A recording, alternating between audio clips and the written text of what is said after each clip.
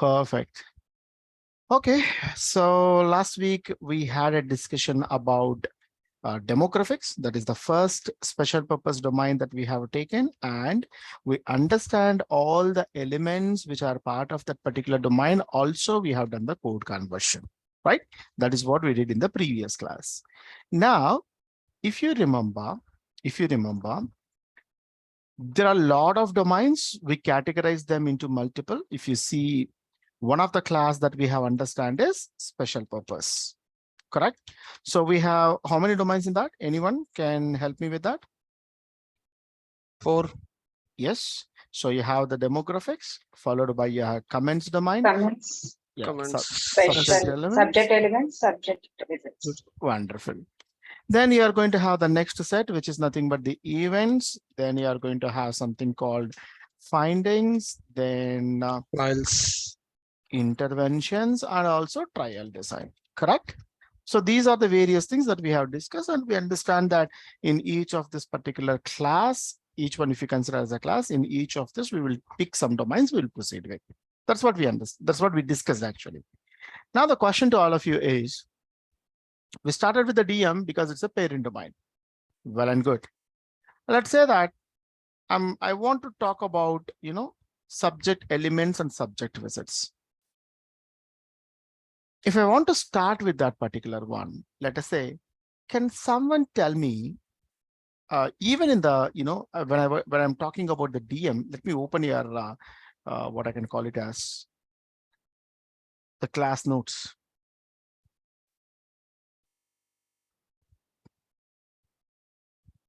Where it is.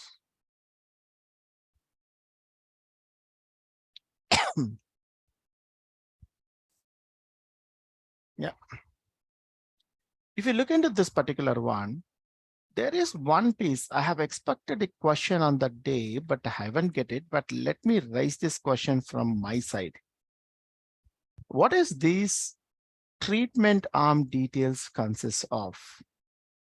We discussed that treatment arm is nothing but it is going to be a planned path through the trial, how the subject is transitioning from one to another. That is what we are discussing here. And we have already discussed this particular one. And also, if you see this, we talked about something called enrollment. So here also we discussed about it. This is something like we are going to have an inclusion and exclusion criteria. The subjects who have completed the inclusion and exclusion, who have cleared that particular one, we can ask them for the enrollment. So we need to ask them to provide the informed consent sign. The moment they sign it, they are enrolled into the study. Am I clear on these two, right? Now the question to all of you is, how do you design, or when did you actually decide about what should be my trial arm? Then what is my inclusion and exclusion criteria? Right? So when did you decide that? During randomization. Protocol writing. Depends on protocol.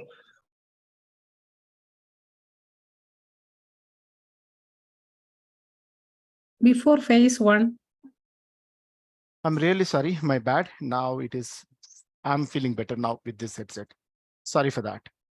Okay, so there are some answers I have received. One of the answers that I have received is someone mentioned that we decide about this particular inclusion and exclusion criteria during the randomization. I think that is Supriya. And someone else, who else have responded on that? Can you just repeat it, please? Sorry for that. I'm asking one more time. When did you decide which trial arm and what is the inclusion and exclusion criteria? Can you please respond to this? Team? Drafting protocol. During the drafting the protocol. Okay, so one answer is while drafting protocol. Okay, the another one is during randomization. Anything? Before phase 1. So before phase 1, there are all these things before phase 1 in the sense screening is also happening before phase 1, correct?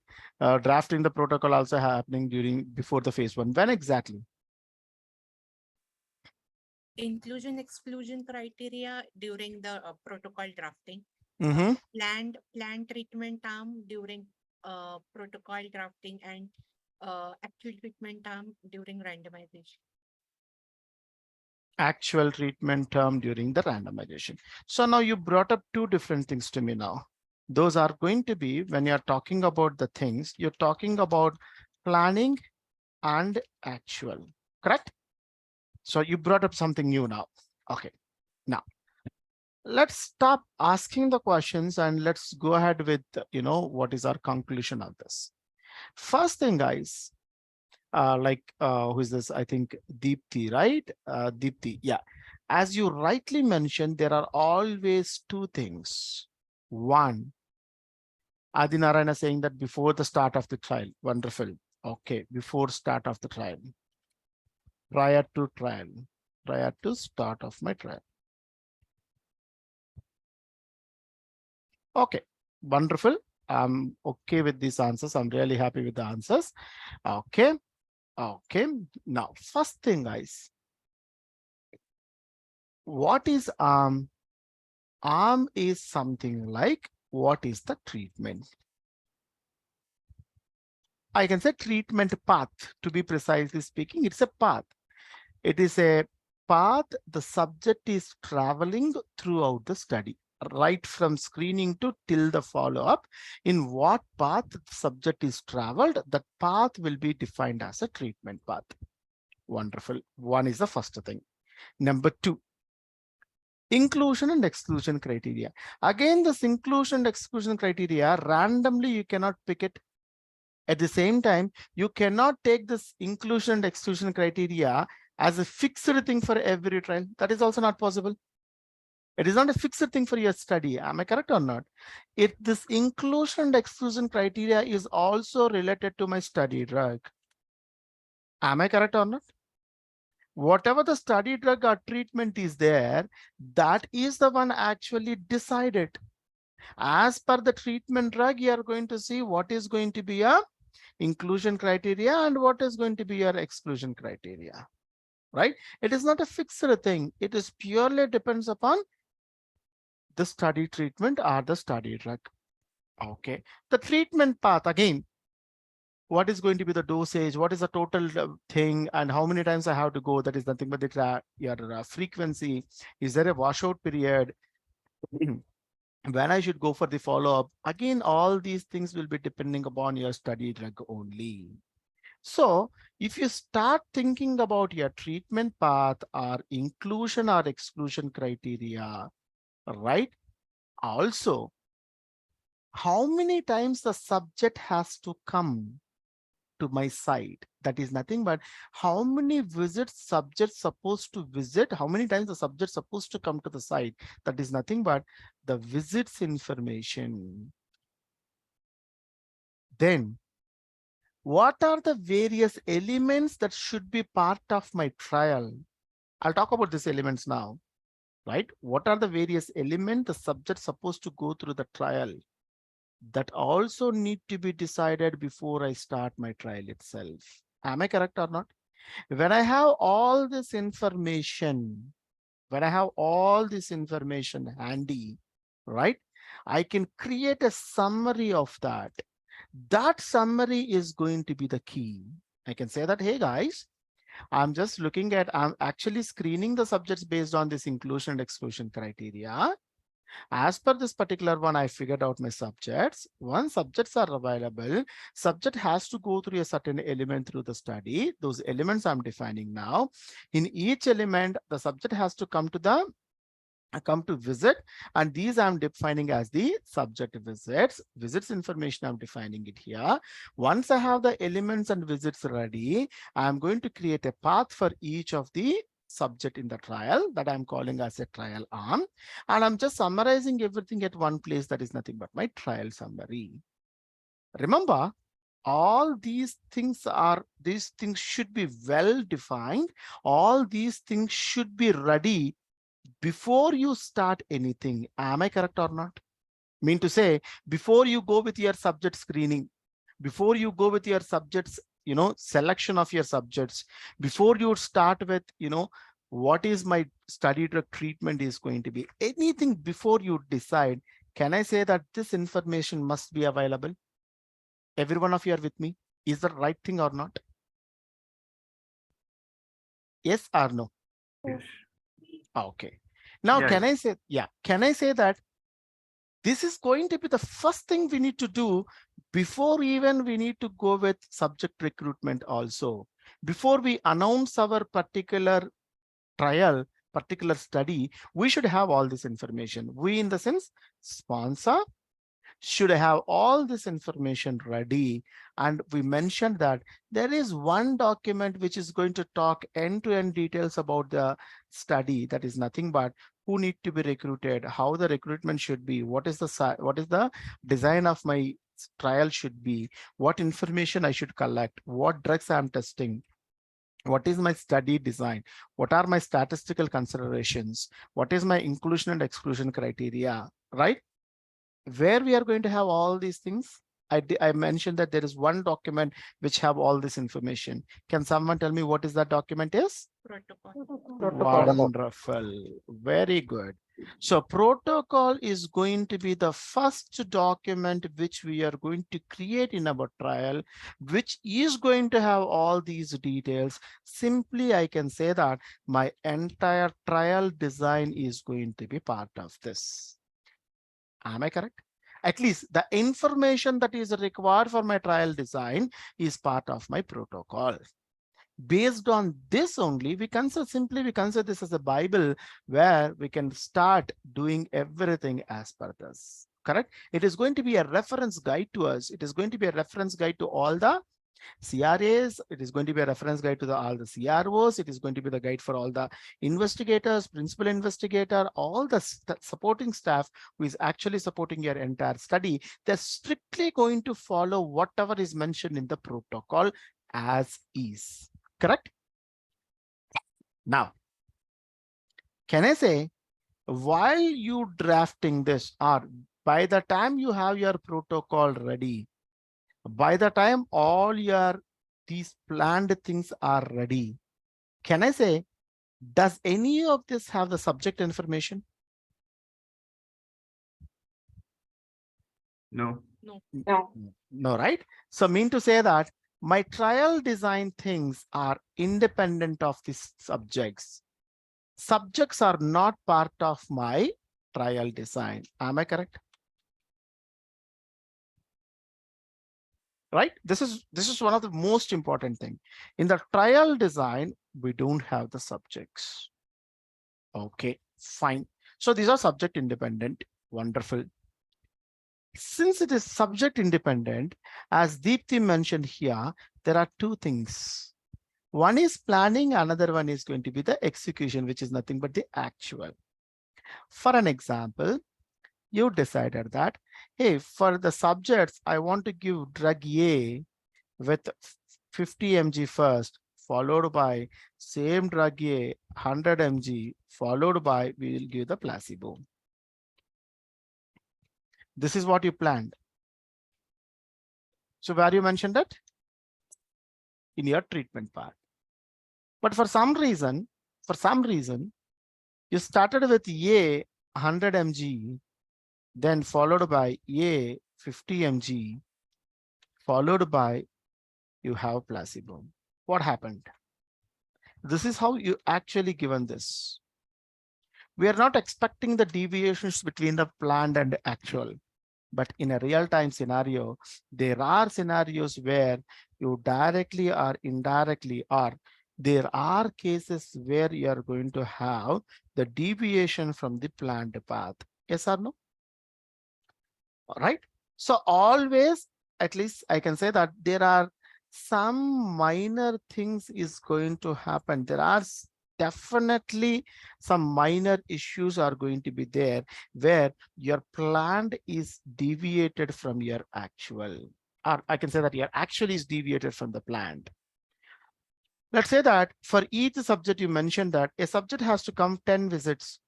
Start with the screening. Screening, he has to come once. After the screening is completed, the guy again has to come for the, let's say, randomization. After the randomization, let's say the subject has to come for the treatment. The treatment will go for the 5 weeks. Let's say that each week he's supposed to come. Then follow up. Let's say that I mentioned totally 10 visits, but a subject has come for 11 times. One unscheduled visit is there. Subject is not well, some adverse event is not able to control that particular one. He have come to the site. Unscheduled visit. Unscheduled visits can be anything due to any reason. You have planned 10 visits which are scheduled. There is one subject who have one additional visit. There is another subject who have 3 additional visits. You cannot control them, right? You always try your best to stick to your planned things, but there are always deviations, correct? There are minor deviations from here and there. So planned is planned is the one that you have defined, but actually is the one which was happened, correct? All of you are with me so far? Do you understand what I'm trying to say here? I'm talking about, I'm talking about the things that are part of our domain itself. This we discussed in the previous class. We discussed about the enrollment. Enrollment happened only after the screening. Only the people who have cleared the screening will be part of it. But who define the screening? Who define the inclusion and exclusion criteria? Where it should be? There is a dedicated domain for that. That domain I want to talk today. Again, there is one more domain which will be talking about all my treatments. You can see the planned, actual. So what is planned? What is actual? Planned is something we have planned during the designing phase. By the time my subjects are not there are no subjects, right? We planned it. But after subjects has entered into the site, there are some deviations. As long as your planned and actual are same, we are doing a great job. If there are any deviations from planned, right, you need to record them. You need to give the justification for all those unscheduled. You need to give the justification for all the things that are happened, which are differed from the planned one. So where this planned will be, where this actual will be, that is what my main criteria. That is where I'm coming to the subject elements and subject visits. Okay, now come back to this. We talked about one thing. Hey, I want to go with the subject elements. I want to go with the subject visits. But remember, the ones that I have planned already, all planned details will be part of my domains called trial elements and trial visits. What these two will have? This have my planned elements, TE. This have my planned visits, TV. But where is the actual information is there? My actual information is part of my special purpose domains. That is where my special purpose domains are coming to the picture, which will talk about subject elements. SE. And which also talk about subject visits. Without knowing what are my trial elements and trial visits, can I go ahead and define what are my subject elements and subject visits? Is that possible? No, right? Because this is actual, but my actual is completely derived. My actual implementation completely happens on the planned one. My planned one are going to be my trial design. So these are going to be the trial design. Here is what we have the special purpose. If I want to go ahead and talk about the special purpose domains, I should talk about the trial design domains first, because my special purpose domains are the ones. The special purpose domains are the ones which are taking input from my trial design domains. So if I proceed with the subject elements and subject visits without teaching the trial elements and trial visits, it won't make any sense. All of you accept or not? Now, do you understand the reason why I started with the trial elements today first? Why I'm talking about all the trial design today? I can straight away kickstart with subject elements and subject visits, and I can proceed with that. But these are actual. But what is the base from where we need to derive this? We need to derive this from my trial design domains, the ones which are planned. If I don't know what we have planned, how do you define how we are implementing it? Because these are the ones which are taking the source from the trial designs. So today we will be starting with trial elements first. We need to discuss about the trial elements and trial visits. But I told you already, these two are depending upon my study treatment or the study drug. There is one more domain which will be talking about all my trial design, or which will be talking about all the arm details, that is treatment details, that is nothing but the trial arm. If I want to talk about the trial arm, I need to know about some fundamental trial design concepts. So those fundamental trial design concepts is, we keep talking about element. We need to know what is element is. We're talking about the arm, what is arm is, or what is epoch is, what is arm is, what is branch point is.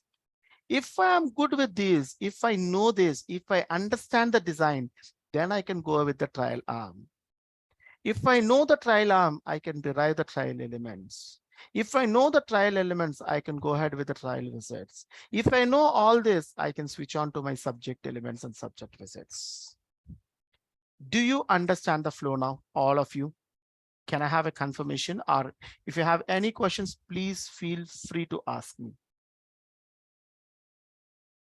In the trial visits plan, there will be a date for saying that we will start the visits by this date and we will complete it by that kind of information is there? No. In the plan, it's the plan. Yeah. No. Not the actual. Yeah. No. Here Okay. we only have the rules. Okay. When I have to start my visit, when I have to end my visit. The dates will come to the picture only here. All dates, the original dates will come here only. Okay. The trial elements, trial visit will have the rules. Mean to say that when my element should start, when my element should end. Ashwini, can you explain more about the arm and element? I haven't started. That is what I'm going to discuss. You can see here. What is element is, what is epoch is, what is arm is, what is branch point is. That's going to be the discussion point first. I'm going to start. Okay.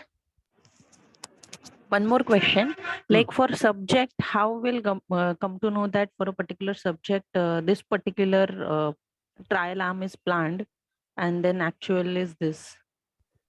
That part will be there only in, let's say you have your randomization, right? Okay. You're talking about from the subject point of view, or you're talking about from the collection point of view? Let's say that. Like for subject 101, how will decide what is the planned arm and what will be the actual arm?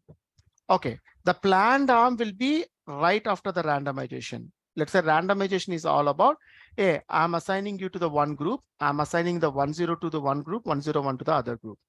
So 101 is belongs to trial arm 1, 102 is belongs to trial arm 2. This is planned. I planned. Within the trial arm, what is happening? Trial arm is always same. There is no planned versus actual in the trial arm. The planned versus actual only comes within the elements within the visits. Is that clear, Supriya? There is no planned versus actual when it comes to the arm. The planned versus actual come to the picture only for the elements and visits, not for the arms. Anyways, that discussion will come. Okay, it means we just decide what kind of arms, what different arms we have. Yes. And elements and then visits we will have in the study. Yes, that is what our design is. Okay. That is what the design is, right? We need to decide that. That is for designing that only we have the trial arm, trial elements, and trial visits. That's what I'm going to explain now. I haven't started anything, guys. I'm going to start now, right? I just given you the, I can say that heads up why we should know about the trial arm, or why should we know about the trial design domains before I start learning about the subject elements and subject visits. I can kickstart with this, but without these, I don't think so. It is giving a actual sense. That's the reason I want to start with the design first. Once you understand the design, we can go ahead with all the things. Okay. Question: who will prepare these planned domains? All the planned domains will be part of your initial plans. Your statistician is the one who is responsible for that. Statistician, sponsor, along with your investigators will be part of it. And even the developers will be involved in that. Some senior most developers or your team leads will be part of it in the designing phase, because there is no data involved there. Only planning is involved. Bhargavi, clear? Okay. Any other questions? Yes. Perfect. Any other questions before I start with? Yeah, I'm only Rohit this side. So not a question, just an want to add something that. So as we are dealing with the domain, right? Different domains. So please try to put some interview type of question, like just I gave my interview and they were asking what is the difference between ARM, CD, ACTAM and all that. So try to cover as much as question. So that will be great for all in future for cracking. Sure. But I'll tell you one thing, Rohit. Yes. Question can be anything, but if you know the concept, you can answer that, right? Definitely, I can tell you. Yeah, definitely, I'm going to tell you the questions. No worries about that. But my concentration is more on, giving a clarity about the concepts, or giving more details about the concept as much as possible with the relevant examples. If you see today, so far, in the backend, we covered about what are the differences between your trial design domains and your special purpose domains, which should be starting first. What and all the part of the trial design domains, why you need to consider your trial design domains first. What exactly included there? How many trial design domains are there? Again, each domain, what it is going to deal with. That is what my next thing is, right? All these are going to be the basic interview questions. Beyond that, no one can ask you anything. So if you know the concept, definitely you can answer all these questions, correct? But don't worry, I'll try to touch base them. Maybe I can also collect the information, collect the questions, and I can also prepare a separate Q&A separately for that particular one as well. So as a document, you can, by looking at the document, you can easily answer them as well, right? Sure, thank you. Yeah. I have also a question which may be a sidetrack. I saw you opening a OneNote document with several field names and the descriptions. Yes. What is that document and what is this? This is your class notes. I'm going to share it with you. So what I did is, if you remember, on the day one, we discussed this. And day two, we discussed about the what will happen in the each clinical trial. Day three, we discussed about who is involved. Day four, that is in the next class, we talked about what and all the documents. Then I give you the SDTM CDISC introduction. Then I talked about the SDTM guidelines. Then I given you all the information about what domains we have. We covered this domain so far, correct? So today I'm concentrating here, these five at least. Okay. Then we already covered the demographics, because last week I given the details like this. This is for our understanding, for ease of remembrance, right? If you want to know each of this clearly, this document will help you. Both of them are same. If you see study ID, what is study IDs? What are the details are? If you quickly want to refer it, you can refer this. I'll also upload this. Okay, thank you. Yeah. See, if I want to talk about the subject elements, the topic for today, these are only 8 variables, and these 8 variables quickly we can complete it. That is 11 variables done. Okay, but before that, we need to understand what is this epoch is, what is this element is, where we will define it. So that's where I come to know that, okay, why can't I talk about the trial design first? Let's talk about the trial design. Let's give a clarity about how the design looks like, and then we can understand the plan. Then we will go with the actual. This entire notes, I'm going to share it with you. Only difference is, for my previous batch, this everything I have typed within the class. In the class, while teaching, I typed it. But it is a one-time effort, correct? Until and unless I go with the SDTM implementation guide 3.4, I can continue to use this. Thank you. Yeah, I'll share this information. Don't worry. All right. Now, so first thing, any other questions before I start with trial design domains? And all of you are clear, right? Why we are looking at the trial design domains?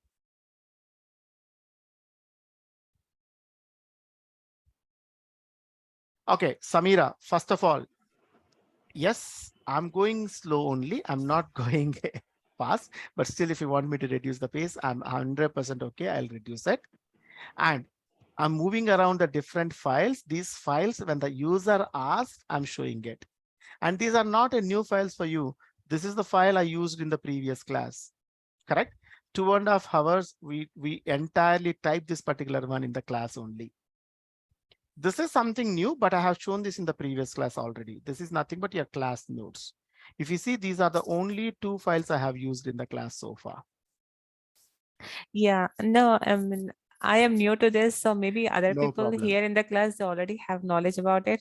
No, So, no.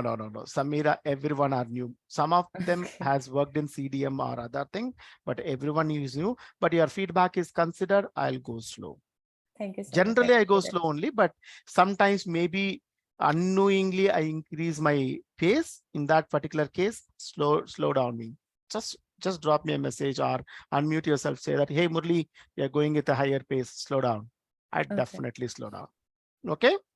Okay, thank you. Wonderful, wonderful. Be vocal and be very open in the class, please. Yeah, and one more question, here we have planned arms and actual arm, right? So planned arm, whatever we have, actual arm will be from those planned only. There is nothing new will get add in actual, right? No, I Like have been for telling, no. Couple of minutes back, I told to you. Planned versus actual will be exist only for the elements and for the visits. Okay. When it comes to the arm, there is no planned arm or there is no actual arm. Most of the time it will be the same. So only in some cases, yes, I don't say that I strictly don't, ignore the case of planned arm, actual arm should not be different. There are cases where it will be different. Yes. Okay. I'll do one thing, Samira. I'm yet to explain the study design, right? I will start explaining the study design first. Once we complete the study design, maybe in another 30 minutes from now, all of you will be good with these topics and you can start understanding about the planned versus actual. Then you can fire all these questions to me. Okay, let's have a clarity about what is planned and what is actual, and then we can come back to these questions. Is that fair enough? Yes, sure. Yeah. All right. Let me go there. First, before I go with that particular one, guys, can anyone tell me, we're talking about the trial design domains now. What is the objective of these trial design domains? Why do you need them? How these, maybe I can always, I'll talk about from the reviewer point of view. So I'm submitting everything to the FDA. So FDA person is actually reviewing it. Now from the FDA perspective, what would be the, how it will be helpful? How these, what I can call it as trial design domains will be useful? What are actually the deviations? What is planned and what actually happened? To know the understand the study deviation. design. Okay. It's like a blueprint of the study. The sponsor Right. has to give the whole entire map of study, like the route. how Okay. is it. All of you are correct. All your answers I'm going to type. I'm going to write it now for reviewers. Number one, someone just talked about, hey, Murli, it is going to help us to compare planned versus actual. Wonderful. That is what we have been discussing. What we have planned and how we have implemented. Planned versus actual treatments. So I'm considering, Samira, I'm writing now, treatments also. I also want to discuss that. Treatments. Planned versus actual will come for the visits. Right? So I can say that compare planned versus actual treatments and visits for a subjects in a clinical trial. This we are going to compare it. One thing. Wonderful. Adinari, you're saying that is a blueprint of the trial. Nothing but it is going to talk about complete design of your clinical trial. So the moment reviewer look at your trial design domains, he can quickly grasp clearly and quickly grasp the design. What you design actually, right? What exactly your design is, you can do it. Number 3, most important one. How do I compare 2 different trials? Let's say I given you 2 trials to you. Let's say talk about your COVID vaccine itself, right? So there is one Covaxin, another one is going to be Covishield. So 2 different pharma companies, 2 different vaccines, but end of the day, it is going to be only talking about a vaccine for your COVID. Okay, well, I want to compare these 2. Can I compare by taking the entire data? Can I compare just going ahead with the trial design? Which one is going to give me the view? Simply, if I go with the design of these trials, I can easily understand, right? Suppose wherever I want to compare the designs of the clinical trial, in that also it will be useful. Compare the designs of clinical trials. So there are few more, but can I say that we have already covered the major things. Number 1, I want to compare planned versus actual, though it is going to be the treatment arm, though it is going to be the visit, though it is going to be the element, I want to talk about it. Number 1. Number 2, I want to talk about how, if I want to compare 2 different trials, I can just use them and I can compare it. Number 3, I want to understand, what exactly this particular trial is talking about. I want to understand the design. By just going ahead with these trial design domains, I can easily understand that. Correct? And someone talked about the blueprint, right? Let me go ahead with that.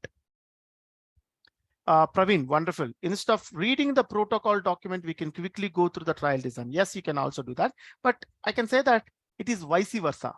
It is vice versa. A reviewer is the one who prefer to go with your trial design. But let's say if you're a programmer, if you're a statistician, if you want to understand your current design, right? Some people will prefer to go with the trial design domain. Some people prefer to go with the protocol itself, because protocol is going to talk about your inclusions. Protocol will talk about your study design, because you have the study design diagram over there, correct? And you're also going to have everything. To be precise, my protocol is the source for this, correct? I'm going to design my trial design domains based on the protocol only. Right? So it is one layer on top of this. As you said, if you're comfortable by looking at the domains, you can use your trial design domains. If you're comfortable with reading and understanding the protocol, you can go with the protocol. I buy your answer, no doubt about that. I buy your answer. Am I clear, guys? Is it the right thing? Can I say that? I can say that I want to compare, I want to understand, and I want to see the design aspects. Amma, to optimize the clinical trial conduct. Yes, optimization may not come at this particular point of place, Amar, because the thing is, your trial is already done. The moment you have your data, actual study data, your trial is already completed. You collected the data already. For the next phase, you can use it for the optimization purpose. For the current phase, you cannot do. But I can take your answer for the next phase, not for the current phase. Next.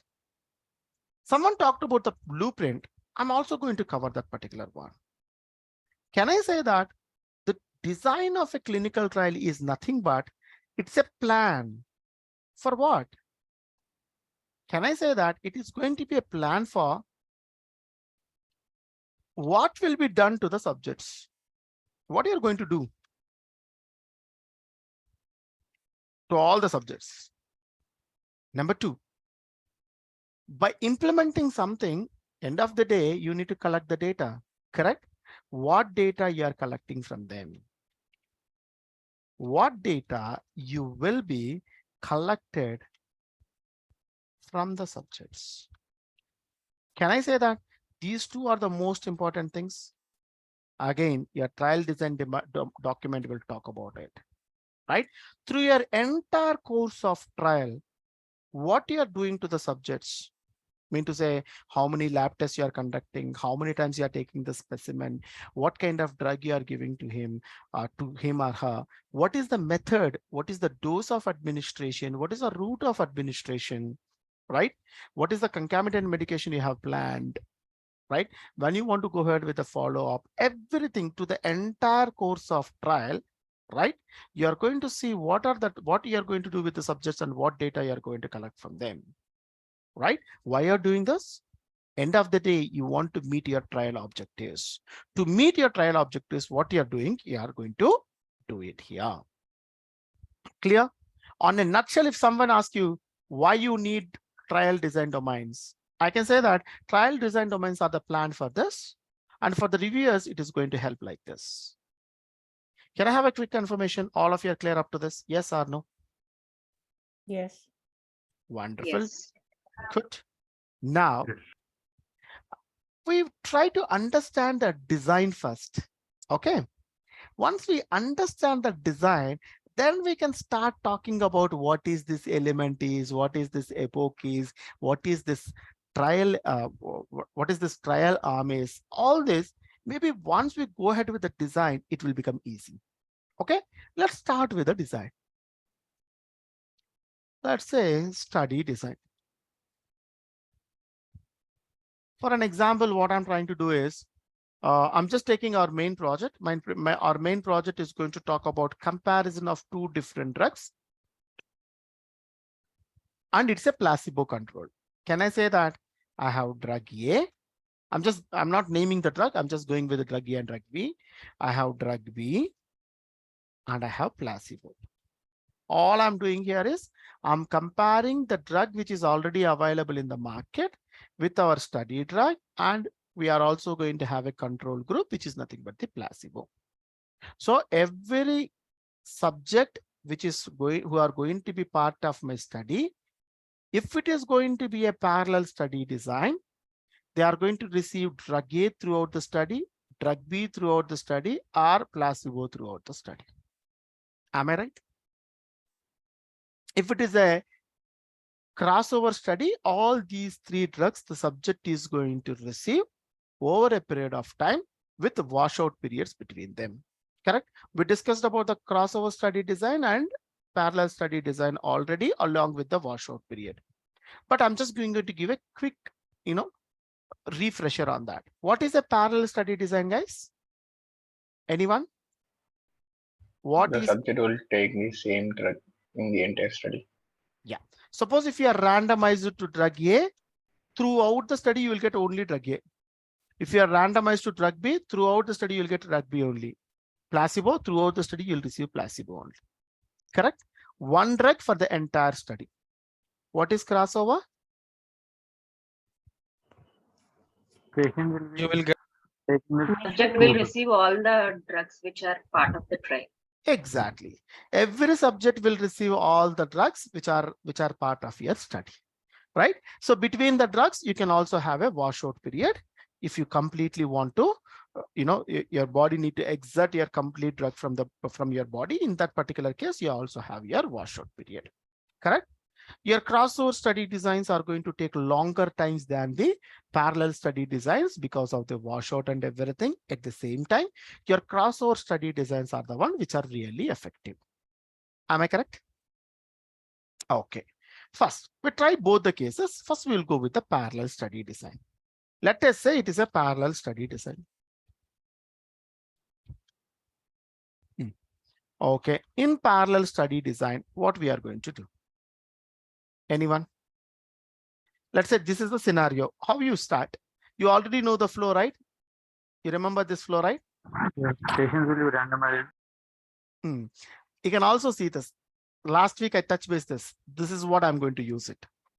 Tell me, someone started? Yeah, patients will be randomized. No, first screening has to be done. No?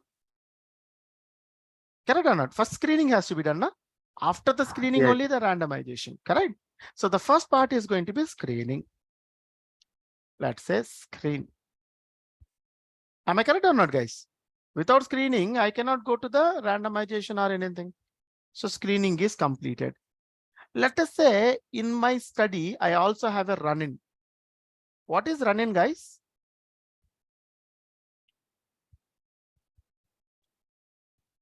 Anyone? What is run-in? Like here we can decide the subjects who have been given placebo and they are reacting to that placebo, or the subjects are not reacting to Screen study failure. drug at all. Those Like the subjects efficacy. will be Small portion of Dosage the can be drug is given to the subject so that the reaction can be. Okay. Yeah, to check the efficacy, small group is given to the drug. Okay, make it simple. to efficacy purpose. We remove few of the Proportional trial. subjects. Dosage can be decided over this or during that run-in period. It'll tell like whether the subject is overreacting or he's not reacting to the drug. Wonderful. All right, I'm pretty happy that I'm getting wonderful responses. Okay, let me go ahead with that. I'm just going to talk about whatever you have done, whatever you have informed me so far. The same thing I'm going to talk one more time.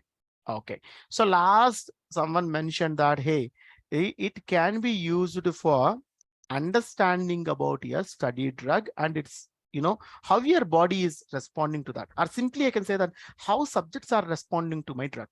I want to understand that.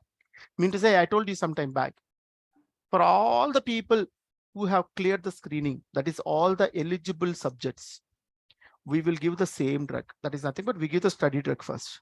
We'll see how the subjects are responding. For some subjects, let's say they have zero response to the study drug. They will kill my efficacy, correct? I don't want them in the study. Number two, I'll give placebo to everyone. But some subjects are responding, over-responding even for the placebo. Even those are going to spike my efficacy. So these two subject categories are going to have effect on my efficacy. I don't want them in the subject. I don't want them in my study. So during this run-in period, we are going to give the same drug to all the subjects, right? And we see how they are responding. And we are going to filter out further here. The overall objective is I want to filter out the people. Yes or no? All of you are with me? This is what we discussed previous class in the last session, right? So this is going to be run-in. I'm happy. I got wonderful response from all of you. I'm really happy with that. Okay, done. I have the run-in, I have the screening. After this run-in, we still filter out some of the candidates who have tendency to affect my efficacy. So we drop them as well. Done. What next? What next? Enrollment. Randomization. See, if the subject, okay, coming back. The moment the subject is entering into the run-in means the moment the subject is taking the drug means, right? Only the enrolled people who have accepted, who have given the informed consent, only for them I can give the drug, correct or not? After the screening, enrollment is completed. Only the people who have enrolled, who have signed the informed consent, only those are entering into the run-in. Clear? I'm not showing that enrollment here because it is just talking about signing your informed consent. I'm not going with that here. So screening, filter out the people based on the inclusion and exclusion criteria, then run-in. In the run-in period, we are just still filtering the people based on their response to the study drug, and we are also tuning our drug dosage. Done. Then what next? Then testing large population. What is that? Randomization. Control group. What is that? How, when control and intervention will come to the picture? Randomize. After randomization. Randomize. Yes, yes. So the next thing is randomization. So this is the place where I'm doing the randomization.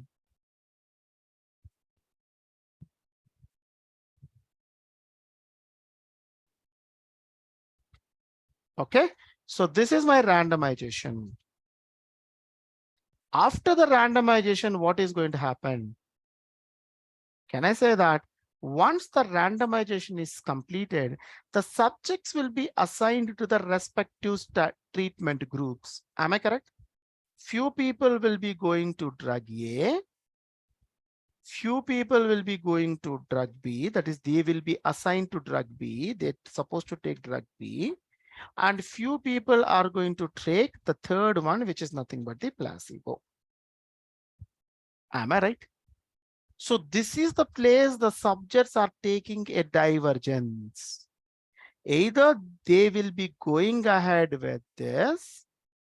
If not, they will be going ahead with the drug B. If not, they will be branching out to the drug or placebo. Can I say that this is the place where the branching is happening? After the randomization, the subject will be taking a diverge and we are entering into the different branches. Correct? If you look into this, starting with the screening, run-in, and treatment, after that, I just have one more phase. What is that particular phase? Follow-up. Am I correct? Right or not? Yeah. So now I just want to fill them with different colors just for sake of, yep. I just go with one more color here. Done. So 3 different things. Now tell me, can I say that this is going to be one of my simplest trial design, a parallel study design? Because throughout the subject who got randomized to drug A, he will get continuously drug A only. The subject who got randomized to drug B, throughout he is going to get drug B only. So subject who is into the placebo, completely placebo only. Can I say that this is the simplest way of representing your parallel study design? Everyone, yes or no? Yeah. Okay. Yes. Yeah. Now we talk about different aspects here. Now, what are those aspects are? Okay, maybe I further filter this out. Maybe I just extend this particular one a little.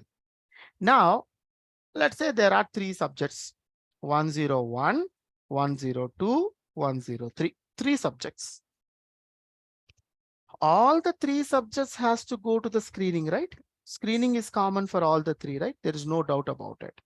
So now if you take this particular one, so 1, 2, 3. Why I have taken 3? The first one is for the subject 1, the second one is for the subject 2, third one is for the subject 3. Each person has entered into the screening phase. Okay. After the screening, what is, guys? Run-in. Can I say that everyone supposed to enter into the running or not? Because we are given the same drug and testing each and every guy, right? So in that case, I can say that every one of this particular person will have an element called run-in. All of you are with me?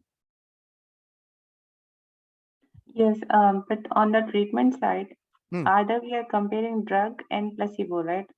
I mean, drug, and placebo. We are comparing 3 things at once, or drug and placebo control? We are comparing the safety and efficacy of each of them. You give all the subjects to this. For these subjects, you'll see how the efficacy is. I'm not comparing for the same subject. I'm not giving 2 different drugs. No, that is not the concept of parallel study design, right? Yeah. Right? I give for one entire group, I'll give drug A. For an entire group, I'll give drug B. For the other group, I'll give placebo. Then I'll start comparing each groups. That is, intervention group versus control group is going to be the one that we are going to compare. Make sense? Yeah. So in intervention group, we have 2 drugs. That's my question. Yes. Yeah, these 2 drugs will be there. But again, I'm not giving the same drug to same patient. One patient is not going to get both the drugs in the parallel study design. What I'm going to compare is I'm going to compare the entire efficacy of the drug A people versus the efficacy of the drug B people. At an entire group level, I'm going to compare. Okay. Samira, you understand this or not? No, if any 1% doubt is there, also don't convince, ask me. Yeah, See, what I understood is after the run-in period, we divide into two groups where the one person, like a parallel study, will have only one drug, and the second group will have like interchange drugs between no. placebo and drug. No. See, that's what reason I'm giving the example here. So maybe I'll do one thing. Let's complete this one and I can come back to this. Let's complete this breakdown, and we can come back and we can discuss the same. Okay, just 1 minute. So this is what randomization happened here. I'm not taking the randomization into the consideration now. So now I have 3. So now let's say that after the randomization, subject 101 is assigned to drug A. This is the path for 101. This is the path for 101. Subject 2, that is 102, has been assigned to this. Then 103 has been assigned to this. Now look at the paths. If I say that subject 101, his travel is like this. What is the travel for this particular guy now? So he started with the screening, completed, and then he continued with the run-in. After the run-in, he entered into the drug A. He is getting drug A throughout. Okay, then let us say there is a second subject, 102. This guy first run-in, after the run-in, the screening, run-in, drug B. Done. This guy is over. Then third person, the third person is going to be 103. Again, run-in. After the run-in, he entered into the placebo. Throughout, he's getting placebo only. So now when I look at to this, 101 is traveling in this path. His complete path is going to be this. Can I say this path is for 101? Yes or no? Only 101 will travel in this path. Now I have 102 here. The path for 102 is this. Throughout 101, 102 will be going ahead with this one only.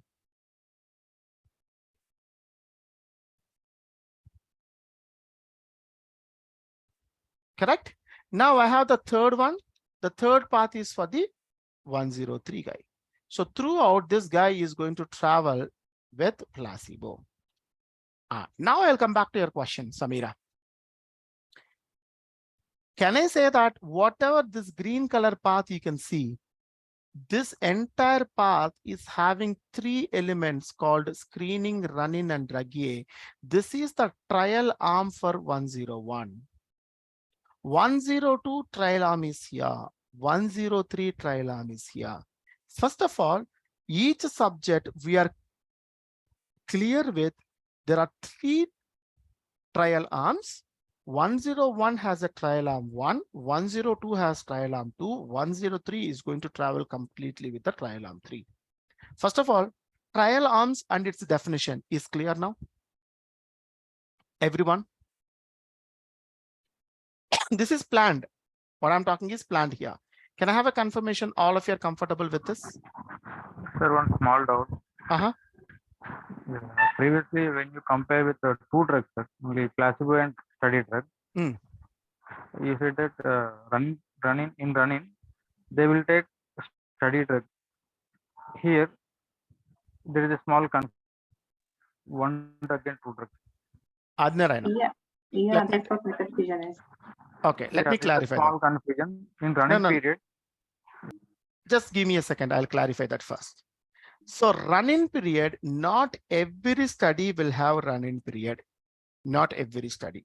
But why we use run-in period is, in the run-in period, it is not about which drug.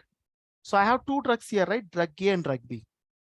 101, 102, and 103. All 3 of them. Let's say there are 5 subjects totally. 104 and 105. All 5 of them we will give to all 5 of them, we will give drug A. Not the specified dose. Let's say my specified dose is going to be 100 mg. I cannot decide that at this particular point of time. So what I'll do is I'll just say that around 30 mg of the drug I'm giving to all the 101, 2, 3, 4, 5. Out of this, what happened is, yeah. Don't change the MG, sir. Don't bring it actually. If you don't bring more the confusion. no. First listen, let me complete it, then ask me. If I don't include MG, it will not give a clarity. Okay, the purpose of the run-in is two things. Find out the subjects who are overreacting, find out the subjects who are not responding. I want to find out these two people. Okay, Adnara, let me ask you a question like this. How do I come to know that Dolo 650 is the right thing? 650 mg, how do I bring it? First of all, I cannot come up to this particular figure, right? Hey, I can give the 600 mg drug to all the subjects. I cannot give that. I cannot come to that conclusion at a straight point. Correct or not? I need to decide that. To decide this particular one, what I need to do is, I need to give different dosages to the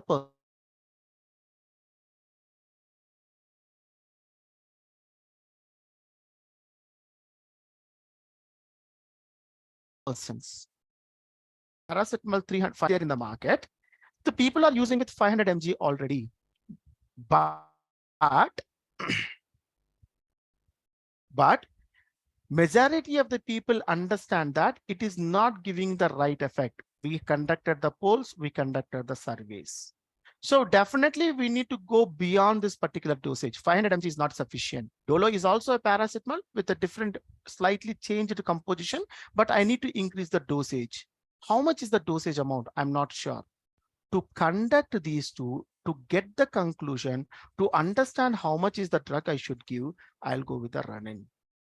Okay, in run-in, what I'm doing is, first I'll give 30 mg of the drug to all the people. Now, I'll see how they are responding. Let us say 104 and 105 haven't responded at all. Zero response. What I can conclude now? Adinarayana and Samira, can you tell me what I can conclude now?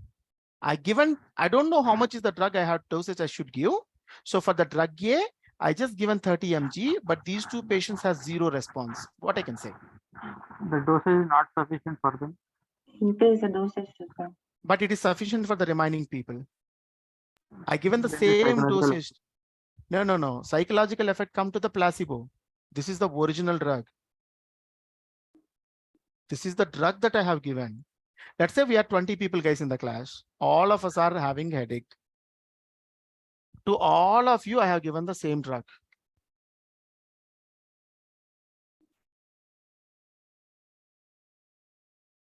To all of these people, I have given the same drug. To all of us, I have given the same pill. 20 of us are get relieved. 5 of you haven't. There is not even a single, or I can say that no impact at all. Your headache intensity levels not even reduced by 1%. What you can understand? Not responding. Zero responders. Correct? This drug is not working for them. Yes or no? Yes. Right? Okay. Now, again, for all these 5 people, I just given a fake pill, placebo. I given a fake pill, which is nothing but 0 mg. There is no studied composition at all. But 103, this guy said that his headache completely reduced. What is the meaning? Now psychological effect has come to the picture. I haven't even given drug to him, but he started responding, a over responder. Right? So 2 people, 0 response. 1 person, even with the study, what I can call it as a sugar pill, normal sugar pill, even for that particular one, this guy is responding. Can I include these 3 people into my study? No, right? No. I will drop these 3 guys here itself. So I have only 101, 102. With these 2 people, I will proceed with my study. Then I understand that. Now, this is the first thing.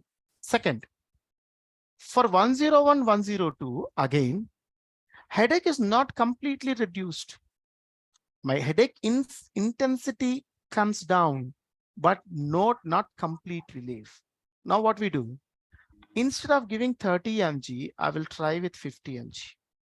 All these in the run-in only. I'll increase the dosage now. Now 101 and 102 says that comparative to previous thing, I'm better. I'm not finding any dizziness. I'm not feeling any other side effects. I'm comfortable. So what is the meaning now? I can go from 30 to 50. 50 mg is also fine. Then we will give around 75 mg. Both of them says that, hey, compared to the previous one, there is no much difference in the intensity. But after taking the 75 mg, I started feeling dizziness, right? I started feeling dizziness. So I think some clinical effect is coming to the picture. So what we can say now, 75 mg is becoming a overdosage. I need to give it the 50 mg. So I'm tuning my dosage. I'm finding the people who are not responding. I'm finding the people who are responding, and I'm ensuring that I'm making sure that I'm able to understand my drug dosage levels. I'm able to find out the outliers in my subjects as well. That is the overall concept of run-in. First of all of you, run-in concept is clear, and what we do here? Protocol is, whatever mentioned in protocol is applied during run-in also. Yes, but run-in is a sample, it's a test. But increasing that dosage to 30 to 50. Correct. That... See, I want to try with 100 mg. That is what I decided in the protocol. That's what my plan is. I'm giving you the examples here. Okay, thank you. This is my plan. Okay. Okay. Now, is that clear? So, first of all, Murli, can we say like a run-in is a kind of a dosage evaluation study? Dosage as well as subject evaluation study. See, I done with the inclusion and exclusion already. I have already filtered out the people. I identified the people who fit into my study. That is fine. Second, still I want to see anyone all the outliers I want to exclude, right? Someone who is fit for my study, but they may not respond to my drug, or they may over respond to my drug. I want to remove those outliers. For that also I can use it. So this is for the drug evaluation as well as the subject evaluation. But having said that, not every study is going to do this. That is the clause you need to understand. Amar, is that clear? You got it. Yeah, got it. Yeah. Okay. And one more thing, like see, in this design, we're talking about drug A, drug B, and placebo. Three things are there. See, your drug A and drug B, are they going to be similar kind of thing, like a Covishield and a Covax? That is what we're talking about. Say, example. Yeah. In that case, like apart from the safety and efficacy, there is a chance for finding the non-inferiority, superiority, or inferiority of the drug too. All those are your endpoints. What endpoints you want to consider? What endpoints you want to achieve? Every study is going to have the primary objectives as well as the secondary objectives. Under the primary objectives, you are going to have your safety and efficacy. Under the secondary objectives, you can include all this. That is what your considerations, what you want to do, what endpoints you want to meet. Okay, that depends on the design and design. Yes, exactly. Yeah. What and all you want to consider, what and all you want to meet. What are your objectives of your clinical trials? Here I told you, right? It is the plan for what you are doing to your subjects, what data you are collecting, primarily to meet your subject, or primarily to meet your study objectives. What are those objectives? You define them here. Okay, got it. Yeah, thank you. Perfect. Samira, now. Yeah. So is this run-in period is limited to phase 1 or phase 2? Because phase 2 we are exclusively focusing on efficacy, and whereas phase 1 we are trying to match up with the safety of the people. To be precise, you can do this in every phase, because every phase you are increasing the subjects, you are trying with the different subjects with the different demographics, right? It is not restricted to any phase. You can try it in every phase. Remember, Yeah, if you narrow down, if you stick to one study plan, one study design, this study design remains to be same for all the 3 phases. Only the subjects will differ. The number of subjects in the phase 1, phase 2, phase 3 will differ, but the study design remains going to be the same for all. If any changes will be there, you can call them as the amendments. Only the minor changes will be allowed, not the entire design. If I want to remove the run-in for the second, it's not allowed. You need to give justification again for that. Okay. Okay. Now, Adinarayana, I'm coming back to you. Do you understand run-in? I'm not asking about the trial arms yet. I'm talking about what you do in the run-in. Yeah, I understood the running. Okay. There's only one clarification requested. That is, whatever the diagram you have given, the screen run-in period for drug A, drug B, and placebo. So whether all these patients will be given A, B, and placebo, or will be given only one drug? No. That's the first point, right? Everyone will receive the same drug throughout that run-in period. We will give drug A to all the people, drug B to all the people, placebo to all the people. That is what I mentioned in the run-in. I think even in the previous, wherever I have mentioned this, I clearly written this. Run-in period is the place where the subject, all the subjects are going to receive the same drug. First, I will try with this particular one, drug A. Let's say I have 100 subjects. All the 100 subjects will receive drug A. Then I'll give some time, that is 1 week. Or let's say my entire run-in period is going to be for 2 weeks. Let's say that. After 3 days, all the 100 subjects, again, they are going to receive drug B. I'll give 2 days gap. Again, all the 100 subjects are going to get the placebo. We need to see, right, who and all the over responders and no responders for each and every drug. They are not into the treatment path yet. Yeah, that's the reason I'm saying they are not into the treatment path yet. Don't get confused. Let's say that, hey, Murli, they assigned to the drug A treatment arm, but they are also receiving the run-in. In the run-in period, they will receive all the things, but not with the exact dosage, right?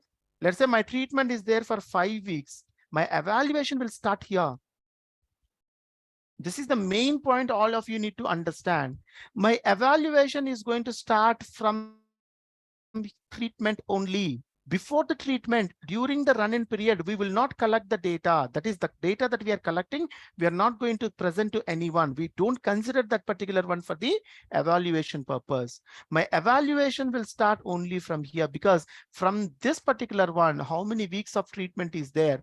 Those many weeks, the subject will start receiving the drug A with the full dosage. Throughout this particular period, 102 is going to receive drug B with a full dosage. Throughout this particular period, placebo is going to get received by the 103. The original evaluation and the data collection starts from here. Run-in is a testing. Run-in is the one where we want to further filter out the people and we want to tune the dosage. Am I clear? Still, anyone not convinced, please ask me. Don't ever leave the class with a doubt in your mind. Questions? One question from my side. Go ahead. So if it is a parallel study and if that subject, some one is receiving drug A, in running period, what is the purpose of giving drug B to in running? First thing is, I don't know whether the 101 will be entered into the drug A or drug B or drug C. We don't know. So this will be in trial period? This is a random before the randomization, right? Because you can see that's the reason I put the randomization here. My randomization is actually starting here. Only after this 101 will be assigned to drug A or drug B or placebo. Let's say if I know prior itself, I'll test only 101 for him. Right? So that's the reason we will give every drug that I want to test it to all the subjects who are part of my study. We never know, right? After the randomization, where they will go. That is the reason we are calling it as a randomization. We don't know. Randomly, they will be fall under drug A or B or placebo. Clear, right? Yeah. And the subjects who are not responding, like 104 and 105 in our example, so they become unassigned. Yes, they are excluded. They are unassigned. Yeah, but they don't come under screen failures. Still, you can consider them as a screen failures, but in a run-in period. Still, they are screen failures only. Unassigned means anyone who failed, but not specifically from your, what I can call it as your, okay, maybe I can put like this. Whoever failed in the inclusion and exclusion, straight away screen failures. And unassigned subjects. All screen failures are unassigned. Then the subjects, because run-in is specific to some of the studies, not every study. Whoever is not able to clear the run-in period, still they are going to be considered the unassigned subject, but we will maintain this information separately. Still they are unassigned subject only. Still they are screen failures only, but not in the inclusion and exclusion. Instead, they got failed in the run-in period. Make sense? So, what we will get if they are not randomized, we should be assigned like screen failure or not assigned in the demographic screen DM failures domain. only. These are screen failures only. That's what I'm saying.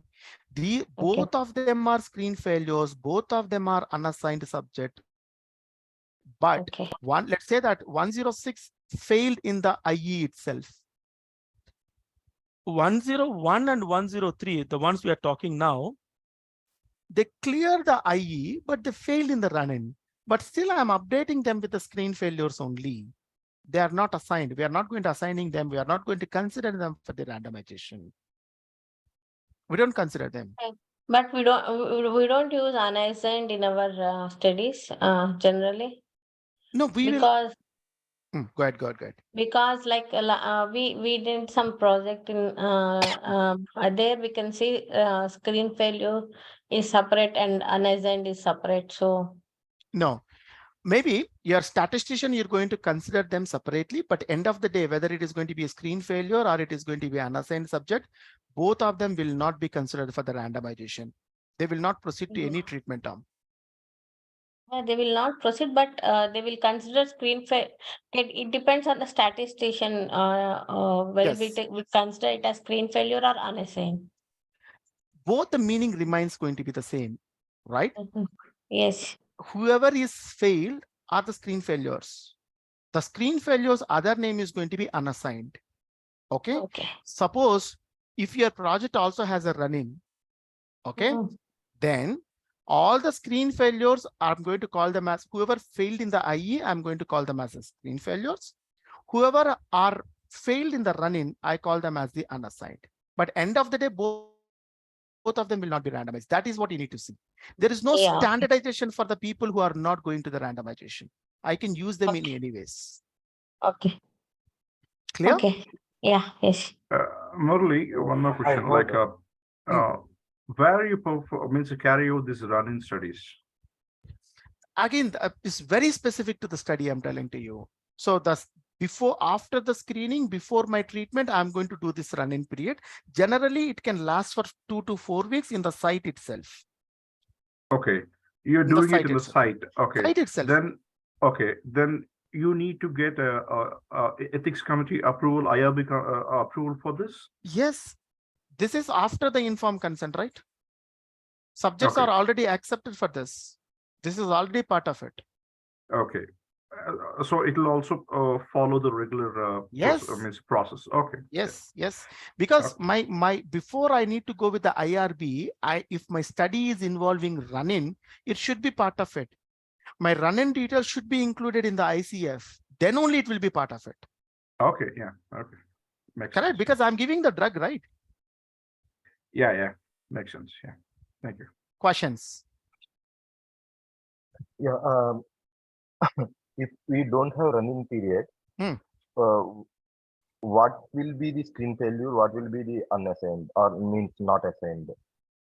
See, if we don't have your run-in period, again, this run-in period example, I classified screen failures and unassigned. This is my own. Ideally speaking, screen failures, unassigned, same, no difference. How we want to group them is completely depends on your statistician, whom he have to call it as a screen failure, who he have to call it as an unassigned. This is the status that we are giving to the subject, right? End of the day, both of them are same. I can use them in any way, but only thing you need to understand is any of the screen failures will not be assigned to the randomization. That's it. But what status you want to put, how you want to put, depends on the statistician. Am I clear? Okay. Yeah, thank you. So as per my understanding regarding the screen failures is who are failed in IV and unassigned after the screening pass, they can leave the study, so they might be not assigned. No, Rama, that's what I'm trying to say. So don't get confused with the statuses, right? What is unassigned, what is screen failure? I'm keep iterating the same. Screen failures and unassigned remains the same. These two are the same meaning. Screen failures will not be assigned to the any treatment group. First thing. Let's talk like this. Screen failures not assigned to any treatment group. Meaning no randomization from them for them. Is that clear? First, we'll go one by one. Everyone. Yes. Okay. Anyone who is not assigned to any treatment group, anyone who have not randomized, what I can call them as? Unassigned. Right? If I am the statistician, if I want to give the status of a person who is not randomized, I give the status as unassigned. This unassigned for two reasons or any number of reasons. Number one, a subject can be called as unassigned because he is a screen failure. This happened at IE, inclusion and exclusion. I can call the subject as an unassigned because he or she have not cleared the run-in failure. I can call the subject as an unassigned because the subject is a dropout. Mean to say, he also came for the run-in. After the run-in, he is supposed to come for the treatment.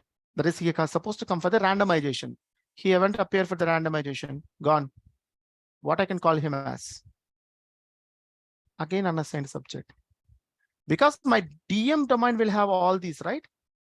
101 is a screen failure. 102 is going to be a run-in failure. 103 is going to be completed the run-in period, but not appeared for the randomization. 104 randomized to the treatment A. 105 randomized to treatment B. 106 randomized to the placebo. DM will have all this information with the status as for all the first three, the status is unassigned. The subject for all the three subjects, the status is unassigned. The reason, what is the reason for the unassigned? Screen failure, run-in failure, dropout. I want to give a common name. I can give here itself as unassigned, the status. Or I want to give the original reasons later on in my supplementary domain. Subdomains are there. In the supplementary domains, I want to deal that as a separate one, as unassigned. I can do that. How I want to tackle them is depends on the study, is depends on your statistician. Okay, but within that, end of the day, whoever is not randomized, whoever is not assigned to any treatment group, all of them are unassigned subjects only. These three are unassigned. These three are assigned subjects. Can I have a quick confirmation? Is this understandable to all of you? Forget about the statuses. Yes. Questions? Can I? Yes, I do. Basically, the run-in failures. And will we have a site visit information for that run-in treatment or dosages in the data set we are analyzing? Again, depends. You want to consider run-in as a visit, you can. Okay. If you go with your trial visit, in the trial visit, you want to consider run-in as one of the visit, you can. Otherwise, you don't need to. Depends. But 90% run-ins will not be considered. Thank you. Okay, Murli, I have a question. Like, what if there is a serious adverse event or death during a run-in period for any of the drug? So what will be the fate of the trial? The person will be, again, we can consider them as an unassigned only. The person is dead. The person is dead. We consider the status of that particular person as a dead. He is unassigned, but the status is dead. The reason is dead. So you'll proceed with the trial then again. If the person is dead, how can we proceed with the trial? Yes, I'm asking that. So any unforeseen event, even during running, we will consider as adverse event. Yes. Any clinical, that is any symptoms and side effects will be clinical events. Anything that you have not expected, anything you have not foreseen, all these are going to be the adverse events. That can be start from your screening until the follow-up. Okay. So, for example, if a person is some other medication and if the test drug is, has creating some effect on that medication, what you will consider? That is in the AE, we have a separate, what I can call it as a variable for that. What is the reason for this particular one? What is the reason for this adverse event? Is it related to the study drug? Again, how closely related or likely related? How it is related to the study drug? Or whatever the adverse event is not completely related to the study drug or not. So there are two variables, AEREL, AEREL NST. AEREL stands for is the adverse event related to the study drug or not. AEREL NST stands for is my adverse event is not at all related to the study drug or not. So you are going to capture them in the adverse events. Clear? Yeah. Okay, one question from Praveen. After randomization, if any percentage dropped, what will happen? What is the status? Do we need to update? That will be comes under your disposition domain. Disposition domain is another domain which is going to capture all your milestones and disposition events, right? If any person who enters into the treatment, let's say that he got randomized, right? And he entered into the treatment, only first week he appeared, for the remaining 4 weeks they haven't come. He is discontinued from the treatment. Discontinued is not a dropout or unassigned. He's a discontinued, but treatment discontinued. There is a subject who completed all the 5 weeks of the treatment, but he haven't come for the follow-up. Discontinued from the study. There is a subject who completed all the treatment phases, right? That is, he completed the treatment, but not the study. The person who have completed till the follow-up, even for the follow-up he has come, then only he will be considered as a completer who completed the study. Is that clear, Praveen?